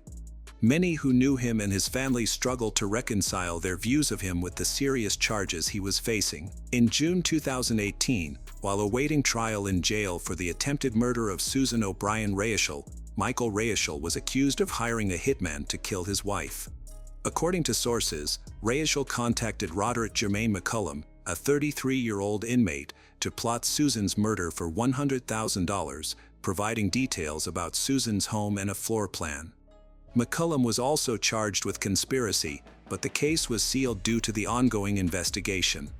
Eventually, the charges were dismissed, and Mike's daughter Caroline called the idea so absurd it was laughable. It is important to note that in November 2017, Susan was arrested for domestic violence after throwing a phone and punching Mike in the arm during an argument over Caroline's wedding expenses. Mike reported to the police that Susan had a drinking problem and had repeatedly abused him, which led to a restraining order. Susan denies the charges of violence, and the case was dropped when Mike chose not to pursue Susan's prosecution. The 2019 trial shed light on the troubled relationship between Mike and Susan. During the proceedings, Mike described their marriage as strained and tumultuous. He explained that they rarely had visitors at their home, mainly because Susan was opposed to Mike inviting his friends from his former university's advisory board. Another source of conflict was Mike's involvement in charitable activities. He stated that while he enjoyed making donations, this sometimes led to disagreements with Susan. Mike mentioned that she would frequently threaten to divorce him if he attended committee meetings, country club events, or made donations without her approval. Mike expressed that he struggled with conflicts regarding charitable contributions, while Susan's spending habits appeared to go unchecked. He stated that Susan frequently bought clothing and jewelry without discussing it with him. This difference in how they managed their finances contributed to the stress in their marriage, leaving Mike feeling frustrated and overwhelmed by their ongoing financial difficulties. Additionally, he testified that Susan sometimes resorted to violence to resolve disputes. For instance, in July 2016, he claimed that Susan threw a wine bottle at him from the top of the stairs, hitting his shoulders. This was not an isolated incident. He mentioned other times when she threw vases and heavy mugs at him. He did take pictures of his injuries and shared them with his daughter, Caroline. Mike consistently insisted during the trial that, despite experiencing abuse, he loved his wife and wished to stay married to her. However, he felt he had to tread carefully around her, always worried about her reactions. On February 3, 2018, Mike invited Susan to dinner, hoping they could improve their relationship. He chose their favorite steakhouse, believing a change of environment and a romantic setting might help. Unfortunately, during dinner, Mike received a text from his daughter, Caroline, which upset Susan. The atmosphere turned awkward and tense, and Susan's anger grew, prompting her to leave the restaurant in an Uber. After the meal, Mike followed her in his car. On their way home, Susan texted Mike, implying she thought Caroline would sabotage any future relationship he had. When Susan and Mike returned home that night, they communicated through text messages rather than speaking. Susan let Mike know that she was going to file for divorce and would be leaving the next morning. At around 10:13 p.m., she sent him one last message about his serious as Susan's with boundaries regarding his daughter. While Susan was alone in the guest room, Mike unexpectedly entered and attacked her. She felt pressure in her upper abdomen and noticed a knife in his hand. Susan claimed that Mike insisted they were not getting a divorce and described a violent struggle during which he sliced her left thumb. She stated that he stabbed her multiple times and slashed at her wrists, leaving her with serious injuries. She testified about losing a significant amount of blood, which caused her to vomit and lose control of her muscles and bodily functions. Mike reportedly told her that he would stay with her until she died. However, Mike provided a different account of the events. He said that he entered the bedroom and saw Susan on the bed with a knife. A fight broke out over the knife, which resulted in Susan being fatally stabbed in the stomach as they fell onto the bed. Mike, however, did not clarify how Susan also sustained stab wounds to her neck and thumb during the incident. In his testimony, Mike said he meant to call 911 for help after accidentally injuring Susan in the struggle. However, Susan reportedly asked him not to make the call because she was afraid of being arrested again for domestic violence. According to Mike, they lay together as she bled for several hours. The prosecution argues that if Mike's account is accurate, he and Susan were in a blood-soaked bedroom filled with vomit and human waste. Mike reported that at 3 a.m., their dog entered the messy bedroom, which led him to get out of bed to attend to the dog. During this time, Susan took a knife and harmed her wrists, allegedly saying she was afraid of going to jail. Mike asserted that he reassured Susan he wouldn't get her arrested and instead chose to lie to the police, claiming he would protect her. They then agreed on a fake robbery to call the emergency services. As part of his plan, Mike disabled the security cameras to make it look like a break-in occurred at around 2:42 a.m. At 3:30 a.m. on February 3rd, he called 911 and turned the cameras back on. The prosecution argued that Mike's actions showed he intended to harm Susan. They claimed that his willingness to lie about what happened and manipulate the surveillance footage indicated he was trying to hide his involvement in the crime. In contrast, the defense argued that Mike acted out of a desire to protect his wife. They asserted that Susan's attempted suicide stemmed from her mental health as Susan's and that Mike was trying to save her when he turned off the camera and lied to the police. A bloodstain pattern analyst testified in Mike's defense, stating that he reviewed medical records supporting Mike's account. The analyst explained that if Susan had cut her wrist around 10 p.m., as she said, she would have died from blood loss. However, if Mike's version of events was accurate, it was more plausible that she survived the incident since medical help arrived shortly afterward. The prosecution dismissed Mike's claims about wanting to reconcile with his wife. They presented evidence showing that Mike had visited 3 dating websites, suggesting he was not serious about mending their relationship. In response, Mike's defense pointed out that he had also looked at websites aimed at helping battered husbands. After a 9-day trial, the jury deliberated for 4 hours before returning with a guilty verdict for Mike Reischel on attempted first-degree murder and other charges. In December 2019, he was sentenced, but Susan chose not to attend the hearing. Mike's daughter, Caroline, spoke in court, expressing her pride in being his daughter. She shared how compassionate and selfless Mike had been throughout the years, always prioritizing others. Several of Mike's friends also spoke up, describing him as kind, gentle, and a true gentleman. Although the prosecution sought a 50-year sentence, the judge decided to impose a 30-year sentence on Mike. Considering Mike's age at the time of sentencing, it's probable that he will spend the rest of his life in prison. A year spent in the open air can ruin many things, but what if a person's body was in this condition? Was the person an accidental victim of circumstance, or was he brutally murdered? And how can the criminal be found if the detectives only have an incomplete skeleton at their disposal?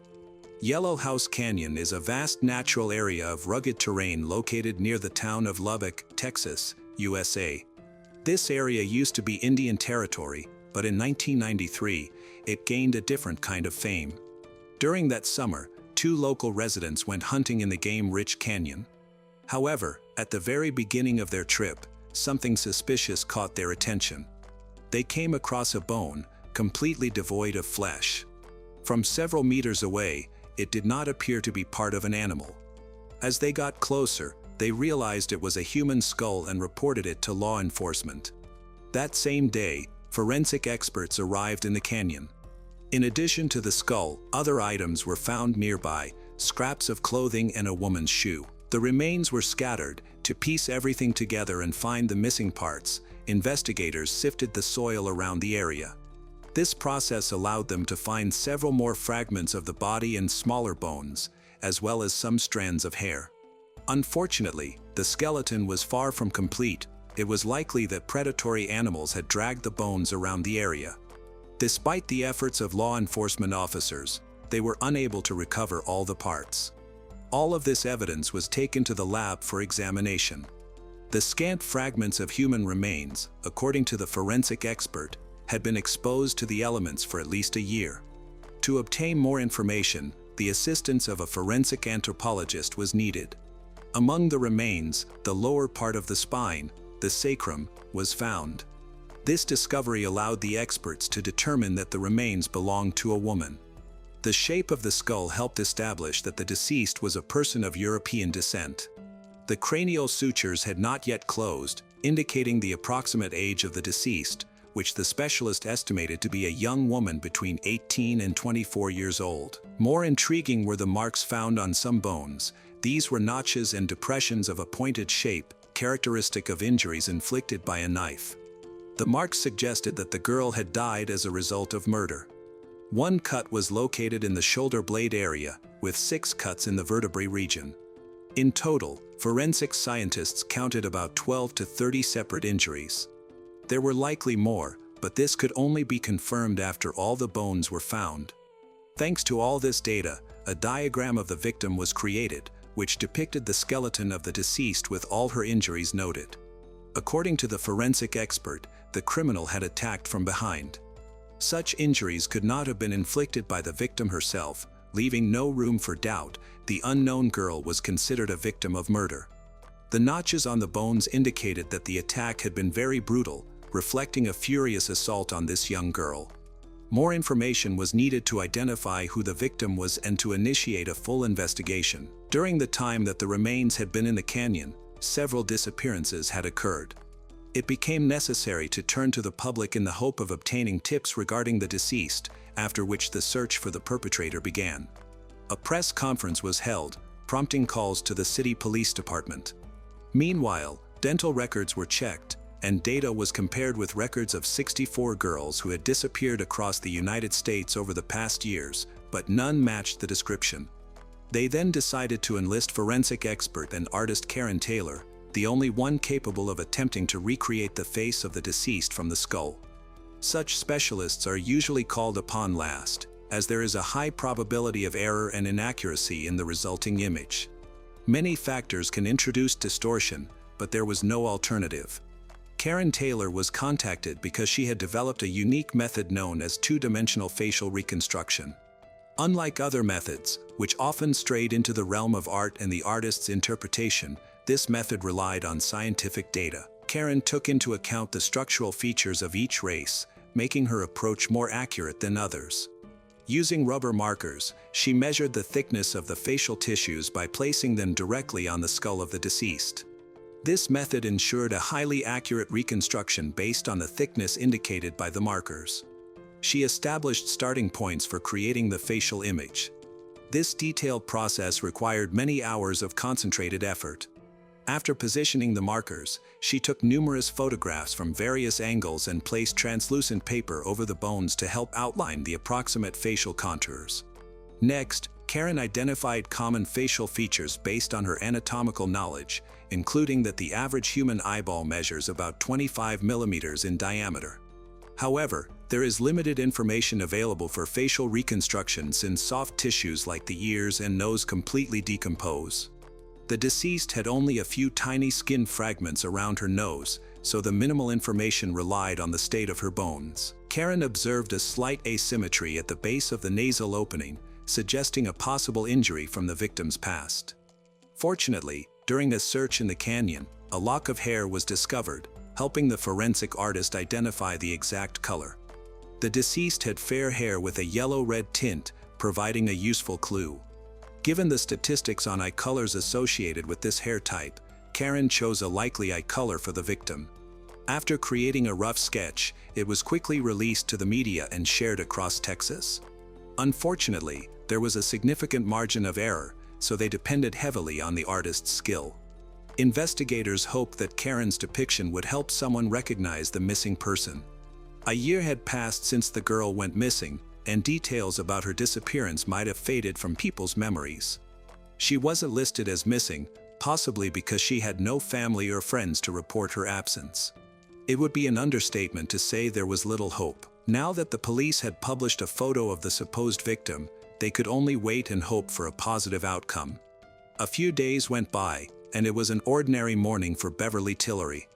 While browsing through the newspaper before heading to work, she came across a photo of an unknown young woman whose remains had been discovered in Yellowhouse Canyon. Beverly noticed that the woman's features closely resembled those of her 17-year-old daughter, Belinda Tillery, who had gone missing over a year ago. Concerned, Beverly reported the similarity to the police. Dental records were checked, confirming that the remains belonged to Belinda. At the time of her disappearance, Belinda had been working as a dancer at a local nightclub run by people involved in organized crime and a biker gang. Beverly had always disapproved of her daughter working at that club, especially since she was only 17. However, Belinda was a rebellious teenager. She had dropped out of school and often ignored advice from others. The club offered good pay, making it hard for her to turn down the opportunity. Without an education, she felt she wouldn't be able to earn that kind of money anywhere else. Upon discovering the name of the bar where the victim had worked, the detectives quickly went to investigate. They doubted anyone at the bar would be willing to talk. The bartender, upon seeing a photo of the girl, stated that the club would not cooperate. The detectives felt that the staff were withholding information. Everyone insisted they didn't know anyone named Belinda, as if no dancers by that name had worked there. Ultimately, the detectives left without any leads. However, Belinda's family insisted that she had danced there, even the night before she disappeared. When Belinda worked at the club, her older brother typically drove her to work and picked her up whenever he could. On that fateful night, he drove her home after his shift but didn't notice anything unusual. According to him, the last time he spoke with Belinda, she mentioned feeling unwell, so she went to her room to sleep after arriving home. He had consumed a few drinks that evening and swiftly went to bed, passing out and not hearing anything. The next morning, he intended to check on his sister, but he found no one in her room. No one had noticed when she left. The belongings she always took with her were gone. Belinda had departed with her purse, driver's license, and all her essentials. Initially, no one was concerned, assuming she was with friends. However, as time passed and she did not return, the situation became increasingly alarming. Her mother was the most worried. She knew the reason behind her daughter's illness. Belinda had often felt unwell during the previous month, and a few weeks before her disappearance, her family had taken her to the doctor. It turned out that she was pregnant. When they went to the police with a missing persons report, the local authorities reluctantly began the search, but they eventually stopped altogether. It was decided that Belinda had simply run away to start a better life far from her hometown. However, her relatives did not believe this, despite the fact that Belinda had previously disobeyed and led a rather dissolute lifestyle. The news of her pregnancy had changed her significantly. She did not consider having an abortion or running away. Instead, she decided it was time to change her life for the better to become a good mother. The shocking news prompted the young dancer to leave the club, return to school to finish her studies, obtain a certificate, and find a decent job. During this time, Belinda seriously began to discuss further education and a career. She took the matter much more seriously now. She reluctantly talked about who could be the child's father. However, according to her mother, it could only be one person, Troy Armstrong, who always seemed suspicious to her. Her relatives did not approve of her communicating with him. His mother was especially against it, particularly because he was a member of the same gang that owned the club. Additionally, Troy was 10 years older than Belinda, yet he still couldn't seem to settle down. Beverly knew that he was notorious for numerous petty crimes, which resulted in him frequently ending up in prison for short stints. During the intervals between his criminal activities, he lived with friends or in his car. Troy struggled with banned substance addiction and was known for his quick temper. Beverly was convinced that he was capable of much more violent acts than robbery and fighting. From the very beginning, the Tillery family did not like him very much, but Beverly did not want to ruin her relationship with Belinda by criticizing him. She simply accepted her daughter's choice and hoped that Belinda would come to her senses. No one suspected that things could escalate to the point of pregnancy. Beverly believed that this young man could never become a normal father for the child, and he would likely be opposed to the pregnancy. There was no one to suspect of the murder except Troy. As soon as the detectives learned about him, they planned to raid his home. But tracking him down was not easy. Troy was essentially homeless, living wherever he could, though many people knew about him. Thanks to local residents, it was discovered that Troy had not lived in the city for at least several months. As far as his friends knew, the main suspect had headed toward Roswell, New Mexico. The search for him there took 2 whole days, but it was unsuccessful. However, during this time, the police managed to contact his former lover. She turned out to be Angela Allen. She herself had not seen Troy or Belinda for quite some time. Angela reluctantly cooperated with the investigation, describing her relationship with Troy as toxic. She truly loved him, and he claimed to feel the same, but the longer they were together, the more violent and unstable he became. It escalated to the point where he physically abused her on several occasions. Angela was well aware of Belinda's situation, which seemed quite suspicious. She first learned about Belinda when a stranger called her boyfriend, "She is Belinda." Belinda could not get through, but left a message on the answering machine stating she was pregnant and that Troy wanted to talk about it. Shortly before Troy and Angela had disappeared, they had run into Belinda at a local bar where she worked. Troy insisted that Belinda should have an abortion, as he was not prepared to be a father. This led to a serious conflict between them. According to Angela, Belinda refused to terminate her pregnancy, stating that she was determined to raise the child on her own without outside help. She didn't care who the father was or how he would treat the child. This infuriated Troy, but he managed to restrain himself and did not start a fight. After these events, Angela decided to take advantage of the situation and end her relationship with him. Despite their breakup, she still maintained some of her ex-boyfriend's belongings, thinking that he might return for them. She feared that throwing them away might anger Troy. Eventually, she turned everything over to the police. Among these items was a large knife. When this bladed weapon was handed over to the forensic experts who were working with the remains, there was an immediate assumption that it could have been the murder weapon. The appropriate analyses were carried out, but the results were disappointing. The knife could have been the murder weapon, but the tests were highly inaccurate. The longer the bones were exposed to the open air, the more the remaining damage was subject to deformation and erosion due to the elements. A year later, it was impossible to say with 100% certainty whether this object was the murder weapon. The detectives who spoke with Angela had the feeling that she was not telling them everything. The investigators decided to speak with her again, and they were correct. In fact, they had to meet with her 3 times. Each time, Angela provided a little more information, often under pressure and through subterfuge. During the 3rd meeting, she explained why she was being evasive. She simply feared for her life and insisted that cooperating with the police could anger Troy, leading him to seek revenge. Nevertheless, she managed to reveal increasingly valuable information. The main suspect, Troy, was still missing, and the detectives were desperate for leads.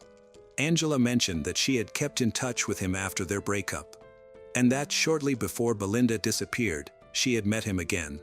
Troy had said he was going to invite a dancer from the club to camp in the canyon, where the body was later found. On his way back from the canyon, he stopped by Angela's to pick up some things. She immediately noticed that he was acting suspiciously. There was blood on his hands and a fairly large wound. When asked about it, he claimed that he accidentally cut himself while camping. However, Angela no longer believed him. She asked several leading questions, but Troy avoided direct answers. Despite this, it became obvious that something alarming had happened. Shortly after, Belinda really did disappear. Yet, Angela still could not believe that Belinda had become a murder victim. Based on the description, it seemed Troy had killed her with a knife. As often happens, the attacker himself had been injured. When the detectives finally informed Angela that Belinda's body had been found in that very canyon, she had no doubts. Troy had killed the pregnant woman that night after all. Angela was horrified to realize what a dangerous man she had gotten involved with in the past. Even worse was the fact that the killer was still at large, and no one knew where to find him. Sufficient circumstantial evidence had accumulated against him, leading the police to issue an arrest warrant for 27-year-old Troy Armstrong.